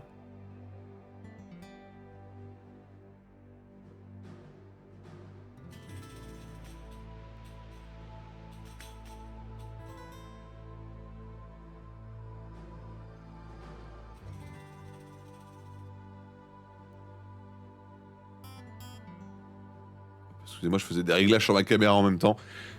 Ah, ok, vous préférez rentrer par la fenêtre. On va faire une braxe. On va glisser sur le mur râpeux, là. Pénétrer en vous hissant. Avec une grâce féline, vous bondissez pour atteindre le rebord de la fenêtre. Et vous vous hissez à l'intérieur. Ah bah visiblement, facile. Dans la pénombre du château. Vous retenez un hoquet de surprise lorsque vous en voyez l'intérieur. Oh là là. La pièce a été aménagée en dortoir. Des lits sont disposés les uns contre les autres à travers la pièce avec un petit coffre pour les possessions des gardes au pied de chacun d'eux. Des gardes sont assis sur leur lit, polissant leurs armes pour les rendre étincelantes. Fort heureusement, personne ne vous a vu. Fouh! La chambre en elle-même est dans un sale état. La peinture s'effrite sur les murs et le plâtre en dessous est également attaqué.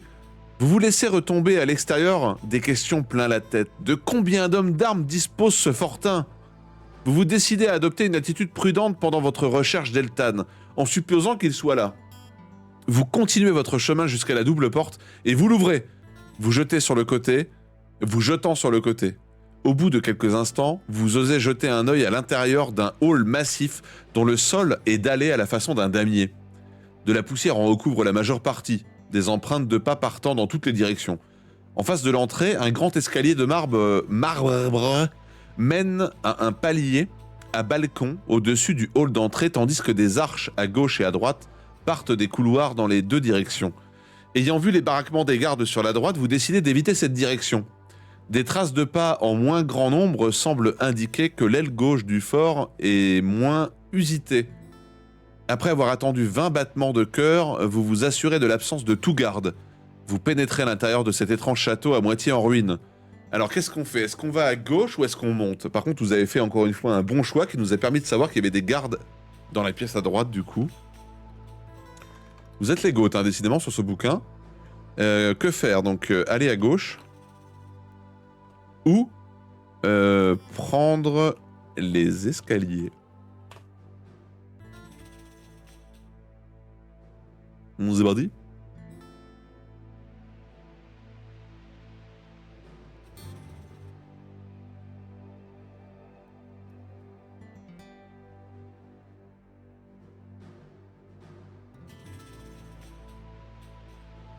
Le vote est très serré. Ça n'arrête pas de passer devant l'un, devant l'autre. Petite majorité pour les escaliers. Si vous n'avez pas voté dans le chat, profitez-en, il reste quelques petits instants.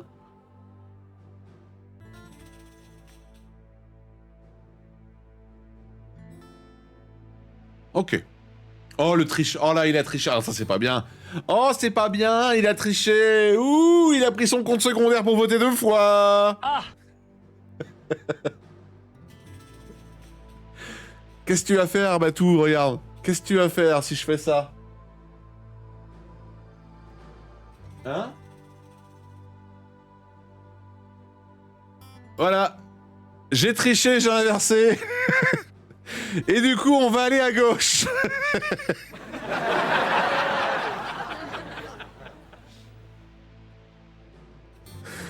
Très bien. Le couloir de gauche. Sous l'arche, le plâtre des murs a été recouvert d'une couche de peinture verte. En de nombreux endroits, des piédestaux ont été posés, mais les œuvres d'art qui le supportaient ont disparu depuis longtemps. Les empreintes se poursuivent le long du couloir sans se soucier des arches et des portes transversales. Vous faites de même, passant à côté d'une porte qui, semble-t-il, a été ouverte récemment. Une plaque de bois clouée sur la porte indique « apothicaire ». Vous écoutez à la porte et vous n'entendez aucun son. Voulez-vous entrer ou poursuivre jusqu'à la porte du fond du corridor? Entrez dans la pièce où il y a marqué apothicaire ou porte du fond. Ah.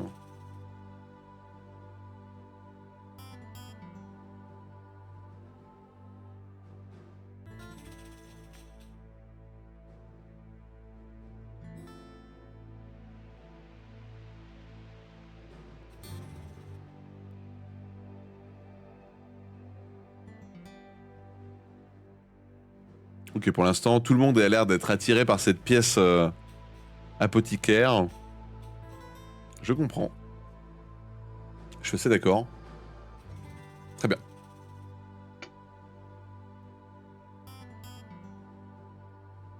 Quand vous poussez la porte, votre regard est attiré par la vaste collection de fioles et de bouteilles remplies de liquides aux couleurs variées et par les bulles de distillation. Distillation. Certains sont posés sur de petites flammes et sont amenés à ébullition, alors que d'autres liquides bouillent déjà sans être apparemment mis en présence d'une source de chaleur. L'odeur de soufre et d'autres composés chimiques se font plus fortes et vos yeux pleurent d'irritation. C'est le live de la semaine prochaine. Réalisant que vous n'en supporterez pas davantage, vous vous détournez des expériences en cours et reportez votre attention sur la collection d'herbes et de plantes séchées qui occupe une table à elle seule. Vous sélectionnez quelques herbes qui devraient, une fois mélangées à de l'eau, faire une potion de guérison de bonne facture. Vous trouvez justement un plein tonneau d'eau fraîche et vous y ajoutez les herbes dans un petit flacon propre. Cette infusion médicinale, peut être utilisée à l'envi pour récupérer 10 points de vitalité. Ah bah alors là... Oh là là, alors là on est bon là. Les émanations chimiques commencent à vous rendre nauséeux. Heureux de votre infusion, vous vous retirez dans le couloir et fermez la porte. Avant de reprendre votre route, vous emplissez vos poumons de l'air frais du couloir. Vous dirigez ensuite vers la porte à l'autre bout.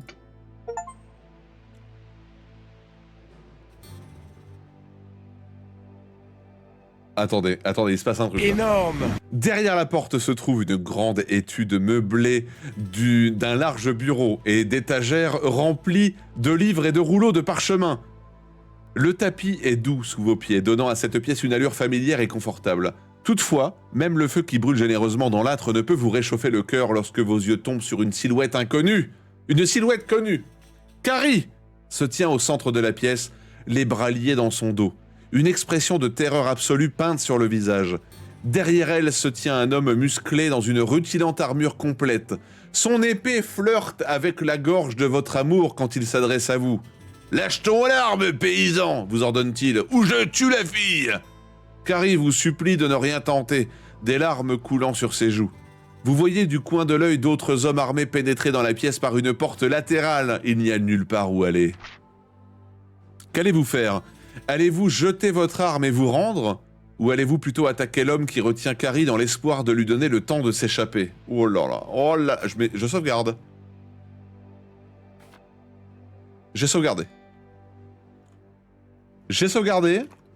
Que faire ? Jetez votre arme. Oh là, le choix est compliqué là. Ou attaquer. Alors là, messieurs, dames, je sais pas quoi vous dire. Je sais pas quoi vous dire, on a trouvé le château. On a trouvé Carrie, mais celle-ci est en fâcheuse posture. En plus, ils ont pas précisé combien d'hommes. D'autres hommes armés pénétraient la pièce. C'est pas précisé. Je crois en l'âme des cartes, des armures des chevaliers d'or. Et du One Piece kit, on le rappelle, caché au fond de ton cul. Ah!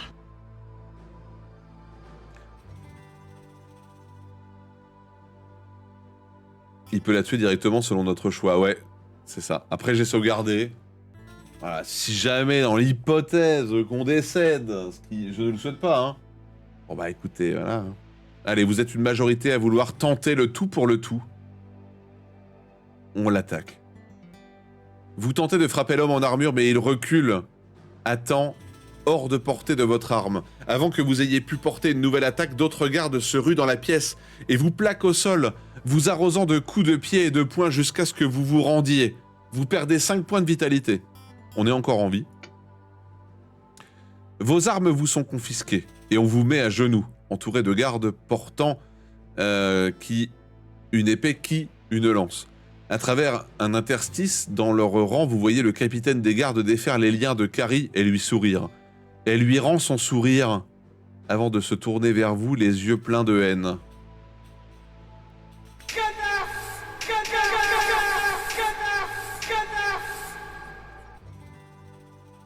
Tu as toujours été si facile à duper, toujours à croire que les femmes sont des demoiselles en détresse. Idiot! Elle prend alors la direction de la sortie, suivie du capitaine, et disparaît dans un dédale de couloirs. Vous vous sentez comme si on venait de vous rosser violemment, et vous vous laissez faire jusque lorsqu'on vous ôte votre armure et qu'on vous noue les mains dans le dos. Vous entendez à peine les gardes se moquer de vous, et leurs paroles semblent si éloignées. En quelques mots, Carrie vous a blessé plus sûrement qu'aucune lame ne le pourra jamais. Vous êtes conduit sous bonne garde au bas d'un escalier dans les profondeurs du château. On vous retire votre sac à dos avant de vous jeter dans une cellule. Avez-vous placé quelque chose dans votre anus, dans vos poches, plutôt que dans votre sac? Non, hein. Comme vous vous y attendiez, votre armure et votre sac à dos vous sont retirés, et on vous jette dans une cellule dont on referme la porte rapidement. Vous ne serez plus à même d'utiliser votre équipement jusqu'à ce que vous le retrouviez. Le son d'une clé pivotant dans la serrure vous indique que l'on a sans doute tout prévu pour éviter que vous vous échappiez. Vous demeurez ainsi, le regard perdu dans le vide. Une voix derrière la porte vous tire de votre rêverie. Si facile. Et dire que je pensais que vous me donneriez du fil à retordre. Vous vous tournez pour apercevoir l'homme que vous avez traqué dans toute la région. L'assassin Eltan. Il se tient hors de la cellule, mais à travers le panneau de la porte, vous voyez clairement son visage pour la première fois. Son nez aquilin domine le reste de son visage, et ses yeux gris sont ceux d'un homme mort. Il se met à rire. Ses dents jaunes contrastant avec son teint hâlé. Le plan de Carrie pour vous faire capturer a marché au-delà de toute espérance. Vous êtes si prévisible. Maintenant, soyez gentils et restez sagement ici, le temps pour nous, les adultes, de faire notre travail. Connard! Génial. Le meurtre qu'on devait éviter, c'est pas celui de Carrie. Ça se trouve, c'est que le premier mort qu'on devait sauver, peut-être. Vous entendez les rires gras des gardes à ces mots. Sur ce, Eltan tourne les talons et ne laisse qu'un seul garde affecté à votre surveillance. Vous entendez une lourde porte se refermer et petit à petit, tout redevient calme. Le temps passe et vous reprenez progressivement le dessus, guidé par votre colère et votre désir de vengeance. Trop souvent par le passé, vous avez été piégé et êtes passé pour un idiot. Vous ne pourrez laisser Eltan et Carrie le plaisir de voir leur plan, quel qu'il soit, arriver à leur terme. L'échec de leur plan commence par votre évasion de cette prison. Mais que faire ? Toutes vos possessions ont été retirées. Vous examinez la porte de la cellule en espérant en crocheter la serrure. Mais cette dernière est protégée par une petite plaque de métal. Vous ne voyez pas grand-chose par la fenêtre de votre porte, si ce n'est la cellule d'en face, vide en apparence. Un lit de paille gît dans un coin, infecté de puces et de perce-oreilles. Vous vous asseyez, dans le coin opposé de la cellule et essayez de trouver le sommeil. Plusieurs jours passent. De l'eau et du pain sec vous sont proposés de temps en temps et vous vous affaiblissez à vue d'œil en raison de la malnutrition. Une semaine s'écoule avant qu'on ne vous tire de votre torpeur par un cruel coup de pied en pleine tête. Un garde attend que vous vous remettiez sur pied avant de vous lier les mains dans le dos. Il vous pousse alors le long de quelques couloirs vers le centre du château et vers un long tunnel se terminant par une paroi de plâtre. Il tire un petit crochet dissimulé derrière un portrait de la famille Eltan, et une porte s'ouvre, livrant passage vers une antique chambre de pierre, elle-même reliée à une grande salle richement décorée où brûle un feu ouvert. Un homme d'âge mûr, portant une petite barbe blanche, est penché sur un épais grimoire lorsque vous entrez. Sans même vous regarder, il commence à réciter la formule qu'il était occupé à lire. Vos liens sont coupés, mais vous vous sentez las et incapable de bouger. Votre corps semble perdre de son poids, flottant à faible distance du sol. Une explosion de couleurs vous entoure, changeant de forme et d'intensité. Alors que vous pensez avoir perdu l'esprit, les couleurs s'effacent et vous retombez sur le sol. What the fuck? La vision que vous rapportent vos yeux semble provenir d'un autre monde. Vous vous tenez au pied d'un monticule de débris et de gravats. Un tel délabrement a dû être causé par un désastre sismique de grande amplitude. Votre regard se perd dans des tentes dressées, çà et là, et sur les gardes qui déambulent entre elles, vaquant à leurs tâches matinales. La plupart des soldats sont non-humains. Ogryn, Tolks, Goblins, même des trolls aux oreilles pointues constituent les rangs de cette armée. Vous n'en revenez pas, essayant de vous rendre compte de l'endroit où vous vous trouvez. Un reniflement derrière vous vous fait sursauter et vous voyez Eltan vous regarder d'un air moqueur. Il porte des habits de cérémonie et une épée longue incrustée de symboles runiques bat son flanc.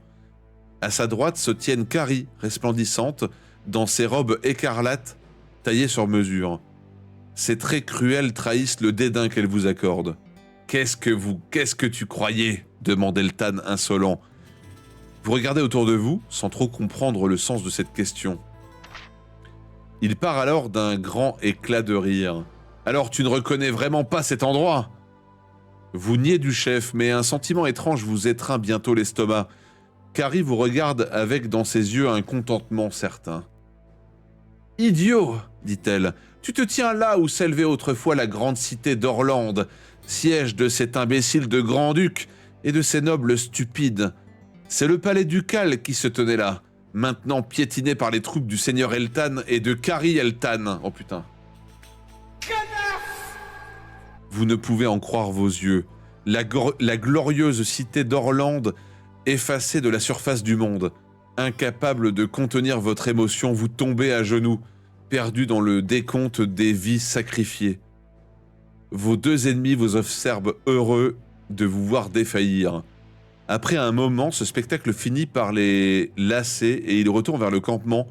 Avant qu'il ne soit hors de portée, vous entendez Eltan vous lancer un message.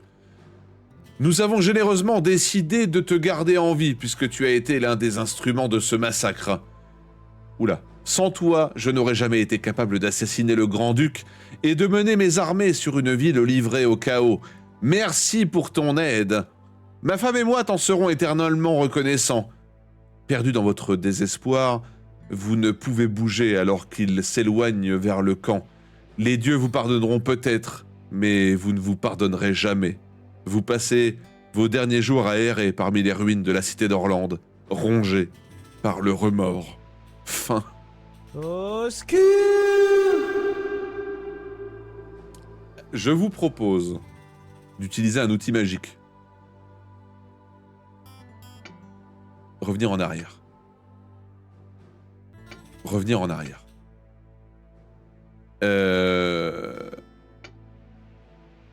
Revenir en arrière. On va voir un peu ce que le jeu nous propose d'autre. Hein. Alors attendez, on est encore en vie, ça c'est fait. Donc la cellule, est-ce que vous avez une flaque d'acide ou une paire de crochets? Nous allons dire que nous... Alors, c'est pour tester, hein, voir ce que le jeu propose. Nous allons dire que nous avons une flasque d'acide. Comme vous vous y attendiez, votre armure et votre sac à dos vous sont retirés. Et on vous jette dans une cellule dont on referme la porte rapidement. Vous ne serez plus à même d'utiliser votre équipement jusqu'à ce que vous le retrouviez. Le son d'une clé pivotant dans la serrure vous indique que l'on vous a sans doute... on a sans doute tout prévu pour éviter que vous échappiez. Vous demeurez ainsi, le regard perdu dans le vide. Une voix derrière vous vous tire de votre rêverie. Ah, si facile. Et dire que je pensais que vous me donneriez du fil à retordre. Vous vous tournez pour apercevoir l'homme que vous avez traqué pendant si longtemps. Donc ça, on l'avait. L'échec de leur plan commence par votre évasion. Vous retirez la flasque d'acide de votre poche en dévissant le goulot, prenant bien soin de ne pas en verser la moindre goutte sur vos mains. Vous agenouillant devant la porte de la cellule, vous en versez un petit peu à l'extérieur de la serrure. Vous voyez un petit nuage de fumée sortir du trou et vous commencez à observer l'effet de l'acide sur le métal. Vous y allez prudemment, ne versant que quelques gouttes de temps en temps. Bientôt le résultat est positif et le mécanisme cède dans un dernier claquement. Vous n'êtes pas serrurier, mais avec de l'acide, vous faites aussi bien que le plus expert des voleurs. Vous vous demandez comment le goblin a pu se procurer un liquide aussi corrosif. Alors, sans doute un personnage qu'on aurait dû rencontrer sur un choix précédent, une possibilité que nous n'avons pas eue. Une fois la serrure fondue, vous ouvrez délicatement la porte. Dans votre angle de vue direct se trouve un garde, mais il ne semble pas avoir été attiré par le bruit de votre évasion. En réalité, vous vous rendez compte qu'il s'est assoupi. Délicatement, vous le privez de son épée courte, appuyée contre le mur. Sa valeur de combat est de 4. C'est très correct. Vous êtes maintenant armé, mais vous n'avez pas encore retrouvé vos effets. Et vous vous sentez vulnérable sans armure. Allez-vous vous occuper du garde pour l'empêcher de donner l'alarme ? Ou allez-vous le réveiller pour lui poser quelques questions ? Mais vous pouvez aussi refermer la porte et vous éclipser en douce. Le gobelin devait être avec l'ours ou dans la mine, sans doute. Attends, l'ours ? Ah oui, dans la tanière de l'ours. Moi je pense la mine. Je ne sais pas. Que faire ?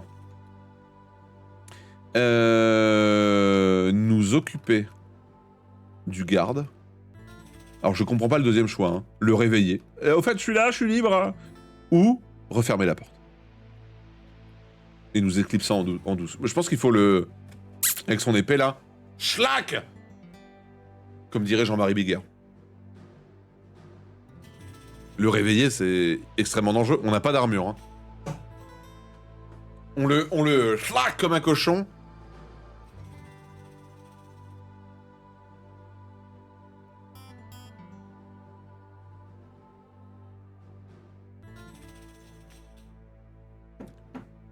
Très bien, nous allons le schlack.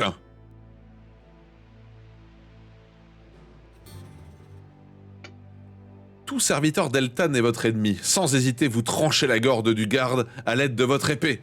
Il glisse sur le sol, soudain éveillé, gargouillant quelques mots dans un flot de sang. Si votre physique est au moins de 8, vous pouvez prendre son armure partielle qui vous procurera une défense de 5. Eh bah oui. Oh putain, et 5 de défense par contre c'est très très fort. Hein. Salut Lord Morissette. Merci pour le lurk, j'espère que tu vas bien. Satisfait de ne laisser personne derrière vous qui puisse donner l'alarme, vous vous intéressez à la suite de votre parcours. Vous traversez le quartier des cellules et arrivez au pied des escaliers qui remontent vers le château lui-même. Si vous voulez toujours trouver Eltan, rendez-vous là. Ou si vous préférez quitter ce château maudit, rendez-vous là. Très honnêtement, je vais pas vous faire voter parce que je pense qu'on sait très bien ce qui va se passer. Si on quitte le château, Eltan va mettre au point son plan. Il va tuer le duc de la ville d'Orlande et ça va recommencer. On va arriver à Orlande en ruine, etc. Donc notre but est de trouver Eltan et de le tuer, de l'empêcher de faire ça. Parce qu'en fait, la cible d'Eltan, la vraie cible, c'est le duc. Vous parcourez les tunnels au hasard espérant trouver un indice sur la présence d'Eltan ou sur ses activités récentes. De temps en temps, vous montez ou descendez des escaliers de marbre. Vous revenez parfois sur vos pas et croisez de nombreuses portes et couloirs transversaux, si bien que vous avez bientôt le sentiment d'être perdu. En désespoir de cause, vous optez pour une direction en disant que cela doit être le nord et choisissez votre nouvelle direction en partant de là. Est-ce que vous allez prendre à l'est ou allez-vous aller vaguement à l'ouest, mais vous pouvez aussi choisir le sud. Alors là, les amis... Alors là... Est, ouest, sud. Allez, bonne chance dans le chat, hein. 1, 2, 3. Bonne chance.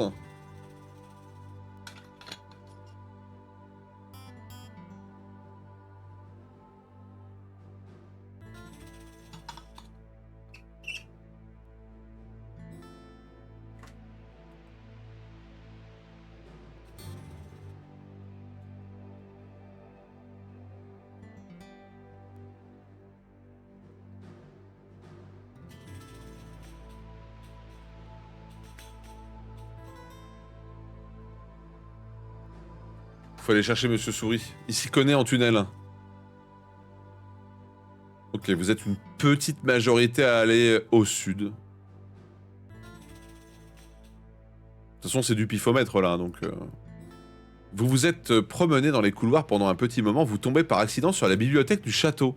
À la différence de la plupart des pièces du château, cette salle semble avoir été entretenue et nettoyée méticuleusement. Les encriers pleins montrent que des scribes ont œuvré ici récemment et les déchets de cuir indiquent que des livres ont été restaurés il y a peu. Cela peut être une bonne idée de vous pencher sur l'histoire de la famille Eltan, mais peut-être souhaitez-vous plutôt chercher des informations à propos du château. Ah. Que faire ? Histoire de la famille Eltan ou info sur le château. Alors, info sur le château peut peut-être nous permettre de nous orienter.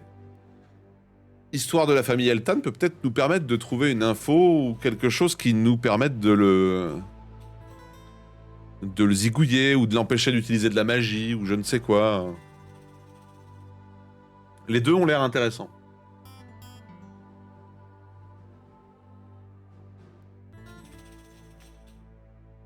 Bon, vous êtes 100% pour l'instant à vouloir vous renseigner sur la famille Eltan. Je propose que quand il y a vraiment 100% comme ça au début des votes, on bloque le vote très vite.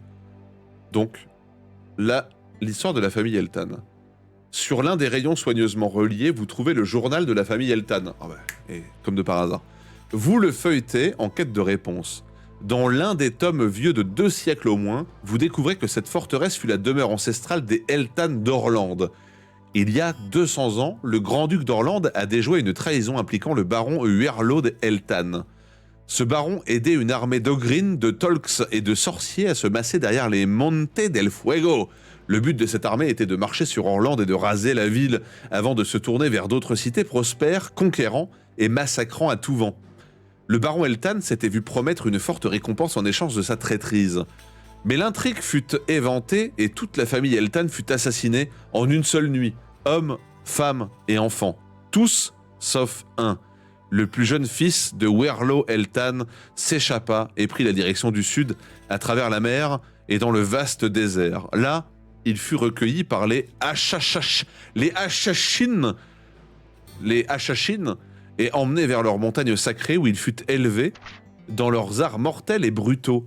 Après quelques années, il eut un enfant avec une paysanne nourrissant son fils de la haine d'Orlande. Cela a constitué sur plusieurs générations jusqu'au Eltan actuel, qui prit congé des Achachines après avoir tout appris de leur technique et investi de nouveau la demeure ancestrale, prêt à venger ses ancêtres. Vous trouvez ensuite un autre journal, appartenant apparemment de la main d'Eltan lui-même, racontant comment il ramena les archives de sa famille avec lui, imaginant qu'elle renfermait une sorte de prophétie dont il serait l'instrument, la destruction d'Orlande. À cette fin, il rassembla une armée d'Ogrins, de Tolks et de bandits derrière les montagnes, comme le fit son ancêtre avant lui. Vous en savez maintenant assez, cet Eltan est fou, rongé par la vengeance et la colère. Vous devez rallier Orlande pour prévenir le grand-duc de l'attaque imminente. Si vous voulez partir tout de suite et rejoindre la cité d'Orlande, rendez-vous à... Si vous désirez poursuivre vos recherches dans la bibliothèque... Que faire ? Rejoindre la cité d'Orlande ou poursuivre nos recherches. Et salut Imhotep, comment vas-tu ? Allez, vous pouvez voter. Qu'est-ce qu'on fait ça ? En vrai, est-ce que lire un autre bouquin, ça va nous faire perdre tant de temps que ça alors qu'on a de la route à faire ? Et vu que maintenant il n'y a plus cette... comment on l'appelle déjà ? Cette... de Kali. Et oui, cette traîtresse. Gourgandine. Qui est cette pute ? Exactement. Il n'y a plus de notion d'urgence. Bah, la seule urgence, c'est la notion de Eltan qui va envahir Orlande, mais il y a eu une ellipse de plusieurs semaines dans la cellule. Là, il n'y a pas d'ellipse. On est tout de suite après avoir été enfermé. Donc... Après, peut-être que, voyant la cellule vide, le garde mort, des gardes vont nous chercher et tomber sur nous. Je ne sais pas. J'en sais rien. Donc, vous avez choisi de poursuivre les recherches. Après quelques recherches dans les livres et les feuilles volantes, vous tombez sur des plans architecturaux évoquant de récents travaux. La plupart de ces plans sont sans intérêt, même si vous notez qu'il vaut mieux éviter un escalier de marbre piégé. Toutefois, votre attention est attirée par un plan indiquant la présence d'une porte dissimulée au fond d'un couloir. C'est sans doute là que se cache Eltan. En étudiant les plans, vous voyez deux façons de vous rendre à cet endroit. L'une vous mènera à travers les quartiers des domestiques, l'autre vous fera passer par les principaux couloirs du fort. Ah. On sait pourquoi elle a rejoint Eltan ? Non, on n'a pas vraiment sa vraie justification. Hein. Que faire ? Passer par les... Je vais mettre juste quartier des domestiques ou principaux couloirs. Bon, au moins, on a l'info qu'il y a un escalier piégé aussi quelque part. On n'a plus le choix d'aller à Orlande tout de suite. Si on a la possibilité de tuer Eltan, c'est vrai que ça résout sans doute le problème. Hein. Épée du garde, armure de plaque partielle. Attends, au niveau vie ? Ouais, on n'a pas toute notre vie, mais presque. Hein. On a l'armure du garde, Osef par où on passe. Pour moi, les domestiques, c'est pas les gardes. Dans la manière dont c'est écrit. Alors que les principaux couloirs, on peut clairement tomber sur des gardes. Après, d'un autre côté, les domestiques peuvent donner l'alerte. Franchement, là, c'est à vous de voir hein, dans le chat, c'est vous qui décidez. Mais vous êtes une majorité à vouloir passer par les quartiers des domestiques. Moi, je voterais plus ça, personnellement, mais...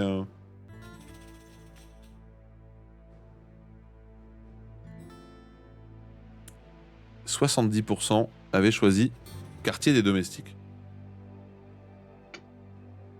Les quartiers des domestiques sont déserts. La poussière recouvre sol et lit défaits et vous vous demandez depuis combien de temps les choses sont en l'état. Vous traversez un corridor pour arriver face à un mur de plâtre blanc. Vous examinez attentivement le mur et y trouvez bientôt un crochet dissimulé que vous tirez avec assurance. Un panneau coulisse rapidement, révélant 3 marches descendant vers une antichambre. Des bruits de voix en émanent. Sur la pointe des pieds, vous descendez et vous vous approchez de la seule porte en bas. L'ouvrant ensuite.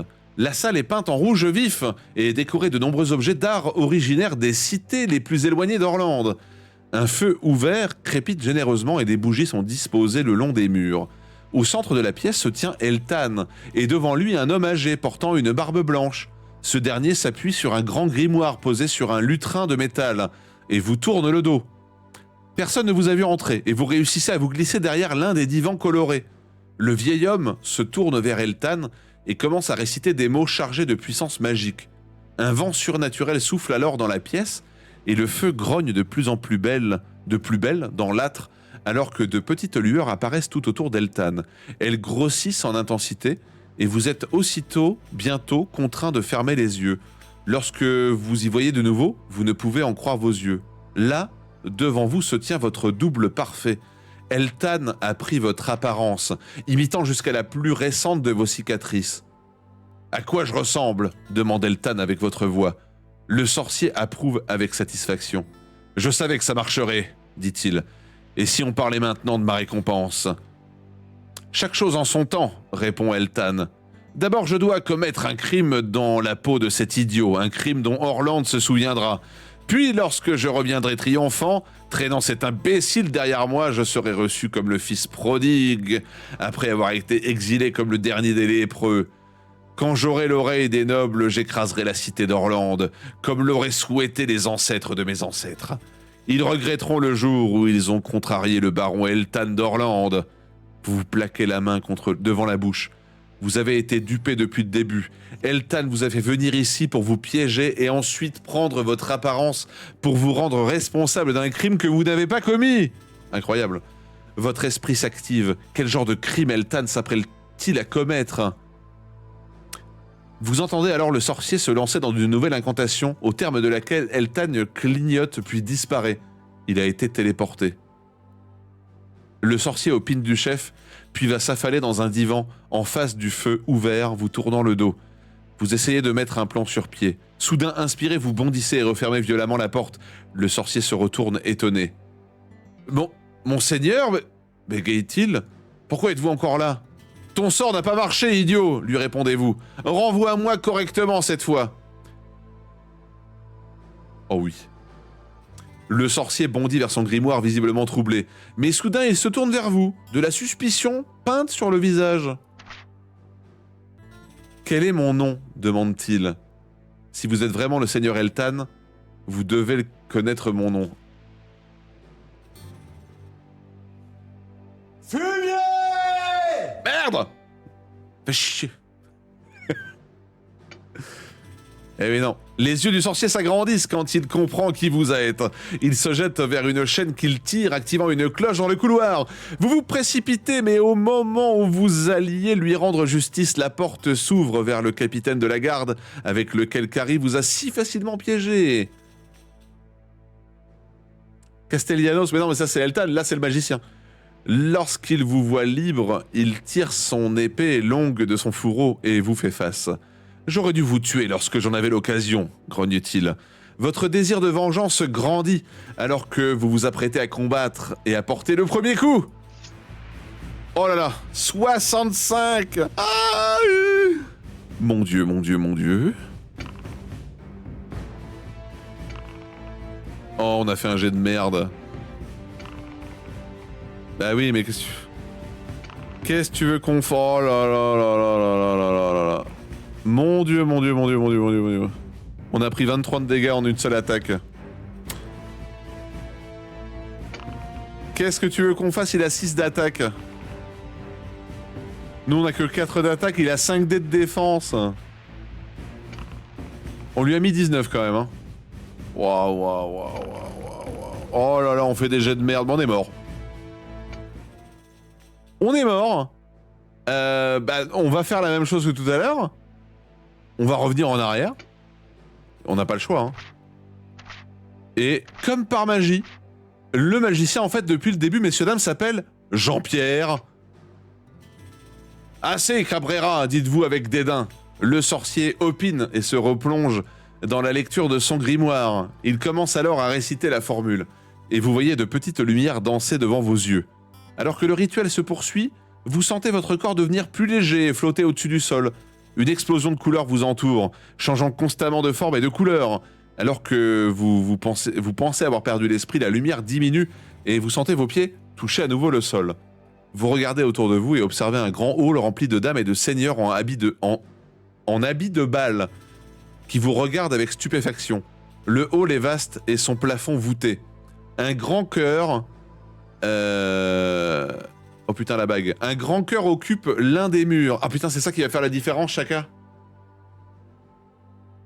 Et oui, on avait la potion pour se soigner, mais même ça n'aurait pas suffi. Ça redonnait 10 PV, le mec nous enlevait les 3/4 de notre vie en un coup. À quelques pas de vous se tient le grand-duc de la cité d'Orlande. Son nez aquilin est aisément reconnaissable, à force d'être vu au dos des pièces de monnaie orlandriennes, battues à son image. Juste à côté de lui se trouve Eltan, toujours sous votre apparence. Vous remarquez qu'il tient un couteau dans son dos, alors qu'il parle avec le grand-duc. Et vous réalisez, soudain... Attends, quoi? Et vous réalisez soudain ses plans. Il compte l'assassiner. Stop! Criez-vous. Et le grand-duc et Eltan se tournent vers vous. Cet homme est un imposteur. Il veut vous assassiner. Le grand-duc est un homme avisé. Et aussitôt ces mots prononcés, il s'éloigne de vous deux, appelant la protection de ses gardes. Il s'aligne devant lui, épée brandie et bouclier levé. Les nobles de l'assistance prennent aussi leur distance, formant un cercle autour de vous et d'Eltan. Ce dernier ne semble cependant pas prêt à laisser tomber les masques. Si vous portez l'anneau sigillaire d'Eltan, allez au 380. Ça n'est pas le cas. Prenant l'initiative, Eltan fouette l'air de sa dague. Vous devez faire un test de physique, qui est réussi. Vous réussissez à esquiver facilement, rendant Eltan, qui vous ressemble toujours, furieux. L'idée de prouver votre identité, quelle que soit l'issue du combat, vous préoccupe. Et en plus, la bague, de toute façon, on ne l'a pas, puisque... Enfin, l'autre bague, puisqu'on n'a pas récupéré nos affaires, je rappelle. On a juste l'épée et l'armure du garde. Eh oui. Vous auriez besoin de quelque chose pour rompre le sortilège qui donne à Eltan votre apparence. Possédez-vous une dague magique appelée Aelrich? Et non. Il Il vous reste à tuer Eltan de toute façon. Hurlant de colère, vous vous tournez autour l'un de l'autre pendant quelques secondes avant que la vraie bataille ne commence. Ok, ça va, il est pas si fort. Oh là, alors, si on fait des jets à la con comme ça, on n'est pas rendu, hein. Il a évité l'attaque. Il a fait une petite attaque. Normalement, on bloque. Ah non, on a pris 7 de dégâts, hein. What the fuck? Pourtant, on a fait plus, hein. Je crois que des fois, je ne comprends pas trop comment ça marche, finalement. On a un bonus à notre attaque. Il a paré notre attaque.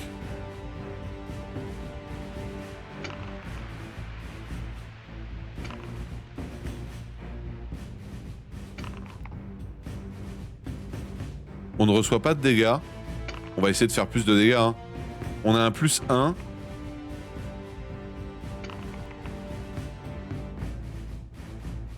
Il est touché. Il reçoit 14 de dégâts. Ça, c'est son attaque à lui. Ça va, son attaque est vraiment pas forte. À nous d'attaquer. Putain, on a perdu 1 point sur notre jet. On a fait un bon jet, cela dit.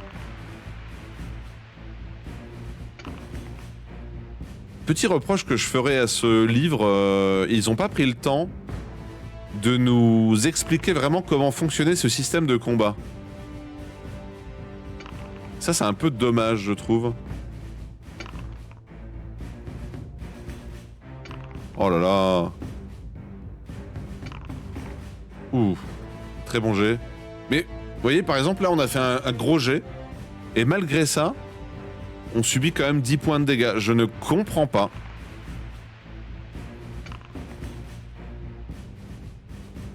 Écoutez, nous avons battu Eltan. C'est le plus important. Vous vous appuyez contre un mur, vous reprenez des forces. Eltan gît mort devant vous, mais son corps n'a pas retrouvé son apparence initiale. Même mort, il continue à vous ressembler. Un bruit au bout du couloir attire votre attention.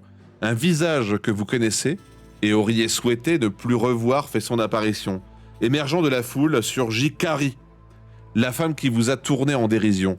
Le sorcier a dû utiliser sa magie pour l'envoyer, elle aussi, à Orlande. Avant que vous ayez pu dire quelque chose, le grand-duc l'appelle pour la remercier. Il apparaît que Carrie jouit d'un statut que vous n'imaginiez pas. Il semble qu'elle soit l'une des dames de la cour. Elle passe derrière les gardes en direction du grand-duc. « Monseigneur !» lui dit-elle. « Vous ne pouvez savoir lequel de ces deux hommes était l'imposteur et lequel était le vrai. Vous devriez exiler le survivant pour votre propre sécurité. » Vous êtes d'abord trop choqué pour lui parler.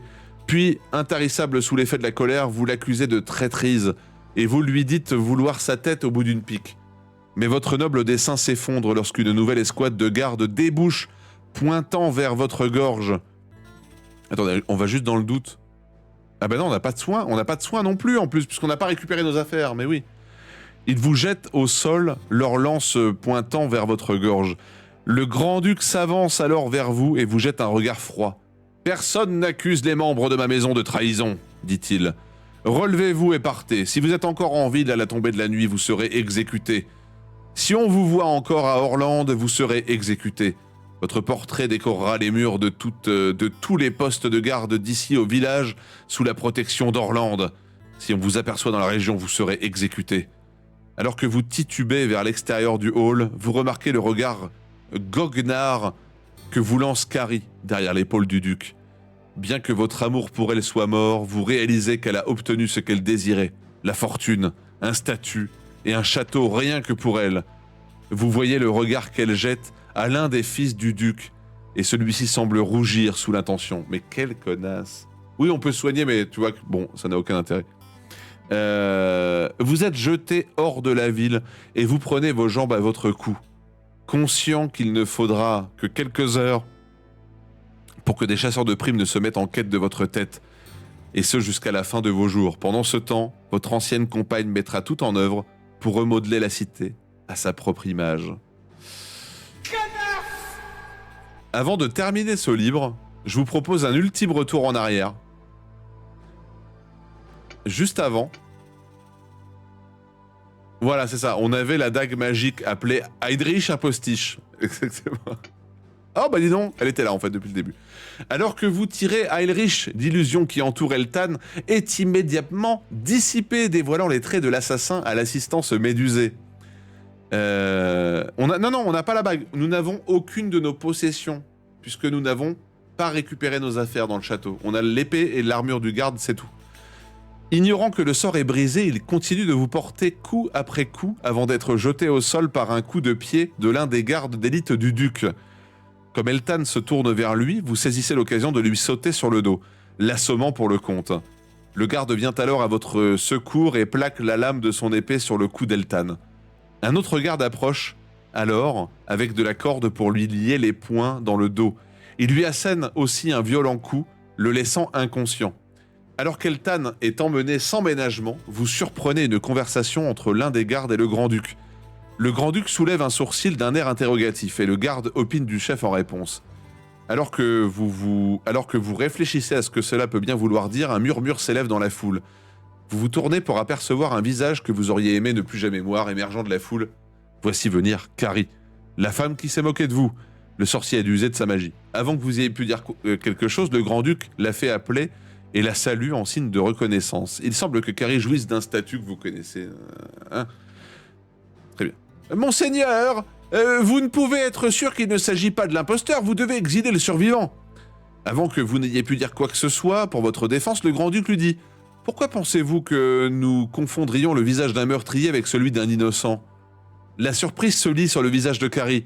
Elle voit enfin Eltan, observant son visage pour la première fois depuis son arrivée, et elle émet un gémissement. Le grand-duc la toise d'un regard d'acier. Cela vous surprend, Carrie. Comme il ne reçoit pas de réponse, il continue, sa voix se teintant de colère.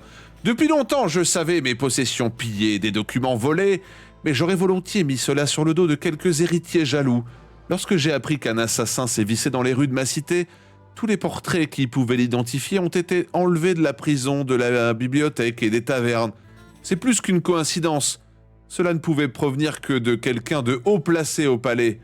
Mais être trahi par la dame de compagnie de ma favorite était bien la dernière chose à laquelle je m'attendais.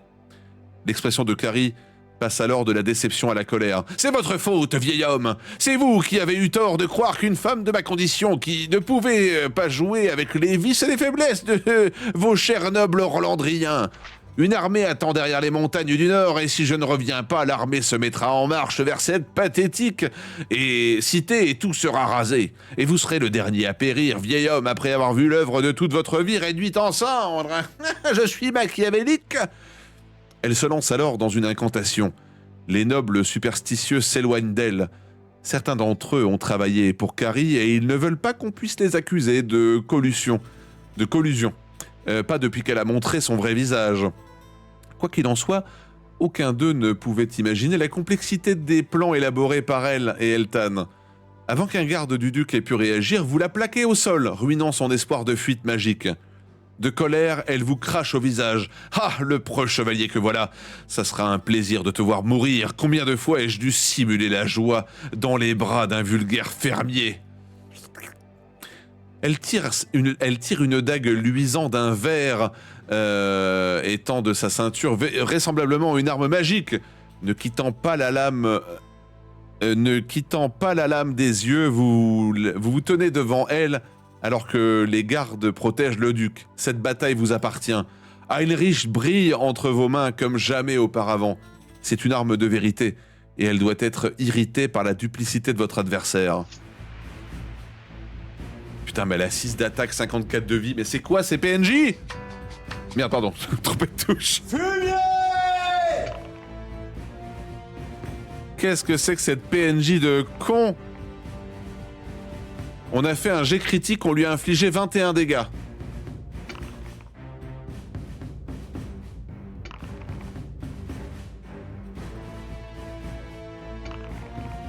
Oh, le 3x6.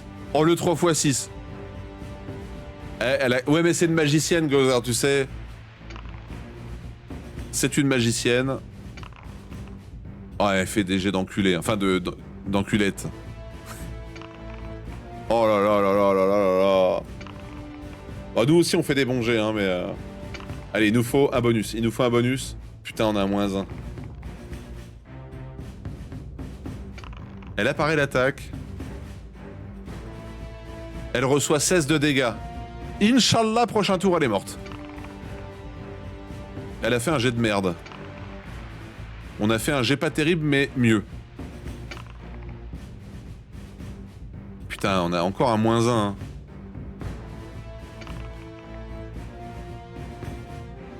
Elle ne reçoit aucun dégât. Oh, 3 x 6. À l'aide. Elle nous a infligé 26 de dégâts. Putain, mais on a que des -1 en bonus. C'est une honte. Elle ne reçoit aucun dégât. Par pitié, en fait. Oh là là là là. Bah, messieurs, dames, je crois qu'on va encore clamser, hein. Bah, et voilà. On est encore clamsé. Ouch. On va refaire le combat. Ah, merde. Attendez. Ah, merde. Soins, vous n'avez pas de soins.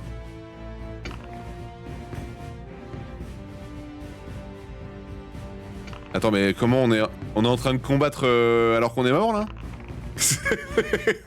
Qu'est-ce que c'est que ce bordel? Ah oui, ok. Attendez, on va se soigner. Oui, merci. Se soigner. Et choix libre. Pour l'honneur, il faut qu'on arrive à la tuer. On a un +1. Oh, le jet de merde. On lui a fait 12 de dégâts. Putain, mais elle est en 6 dés, quoi. 6 fucking dés. C'est pas possible de faire autant, quoi. Oh, très belle attaque. On lui inflige 25 de dégâts.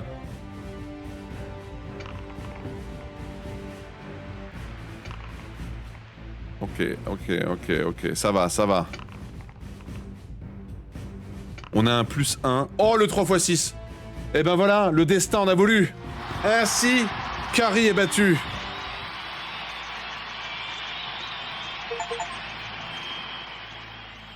Dans un dernier soupir, Carrie vous maudit. On a un peu triché, mais c'est pas grave. Au moins, c'est pour découvrir la fin. Carrie vous maudit et meurt. Vous vous sentez étourdi par ce que vous venez de faire. Des griffes froides vous enserrent le cœur quand vous réalisez que vous avez tué la femme que vous aviez autrefois promis d'aimer. Eh oui, la colère qui coulait dans vos veines s'éteint pour ne jamais revenir. À sa place, une circonspection commence à fleurir. Un sang-froid qui va continuer à croître et sera sans doute tout à votre avantage dans de futures aventures. Vous vous rendez compte que plus jamais vous ne vous précipiterez la tête la première dans l'aventure, mais que vous allez examiner les choses avec davantage d'attention, mettant en balance avec plus de soin les réactions qu'entraîneront vos décisions. Et vous vous traiterez avec plus de respect, car si cette aventure vous a appris une chose, c'est la fragilité de la vie et la futilité de la petite vengeance. Sans la sorcellerie de Carrie, il n'y aurait pas d'évasion immédiate, mais la vigilance sera de mise dans les semaines et les mois à venir. Les patrouilles seront doublées, et même si les gens se plaindront de la hausse des impôts et des taxes pour financer cela, et évidemment du passage d'augmentation des scores du RN aux précédentes élections, au moins ils seront en mesure de dormir plus tranquillement au fond de leur lit. Vous vous tournez vers le Grand-Duc et vous courbez avec lassitude sur le point de vous effondrer d'épuisement. Avant de vous écrouler, vous sentez une main vous soutenir, celle d'une jeune femme, à l'expression sérieuse. « Père, dit-elle, il doit se reposer. » Vous réalisez qu'elle est en appel au Grand-Duc. En un clin d'œil, les gardes se dispersent et 2 d'entre eux viennent vous aider à traverser le hall et vous mènent jusqu'aux appartements privés de Fernando Orland.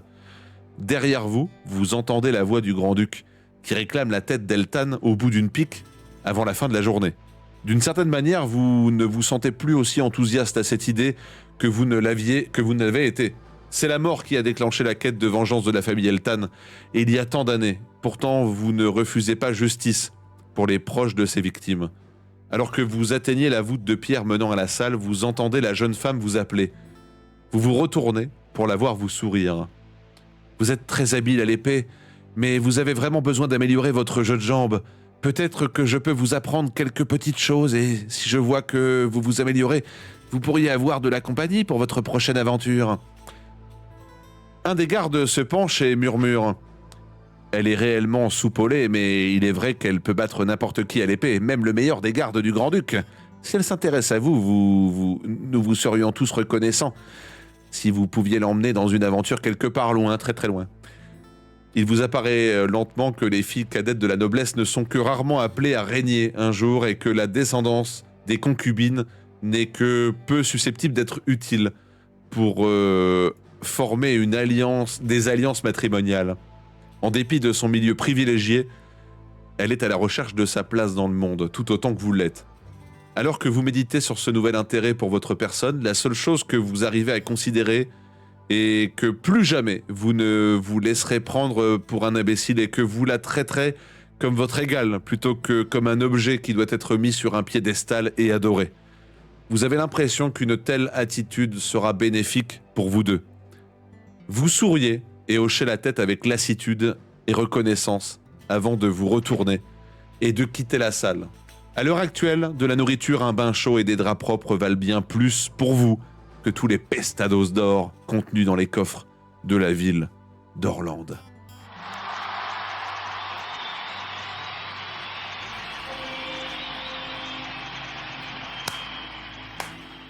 First try, sans tricher, sans se soigner, avec tous les objets, avec les meilleurs choix. C'était l'assassin d'Orlande. Je pense que dans l'ensemble, vous avez fait de très bons choix, mais que on a loupé 2-3 infos. Le nom du magicien, le fait de trouver le flacon d'acide et l'épée magique, là, l'espèce de truc. Mais on aurait pu peut-être avoir autre possibilité si on avait récupéré nos affaires ou si on avait fouillé d'autres pièces plutôt qu'aller directement dans la pièce du magicien. Alors, que se serait-il passé si on avait vaincu le chef de la garde devant le magicien? On avait le temps finalement. Ouais, à la fin, après avoir été enfermé, on avait le temps, même si on s'est quand même téléporté à côté du duc avec Orlande à côté de lui, prêt à le poignarder. Hein. Donc au final...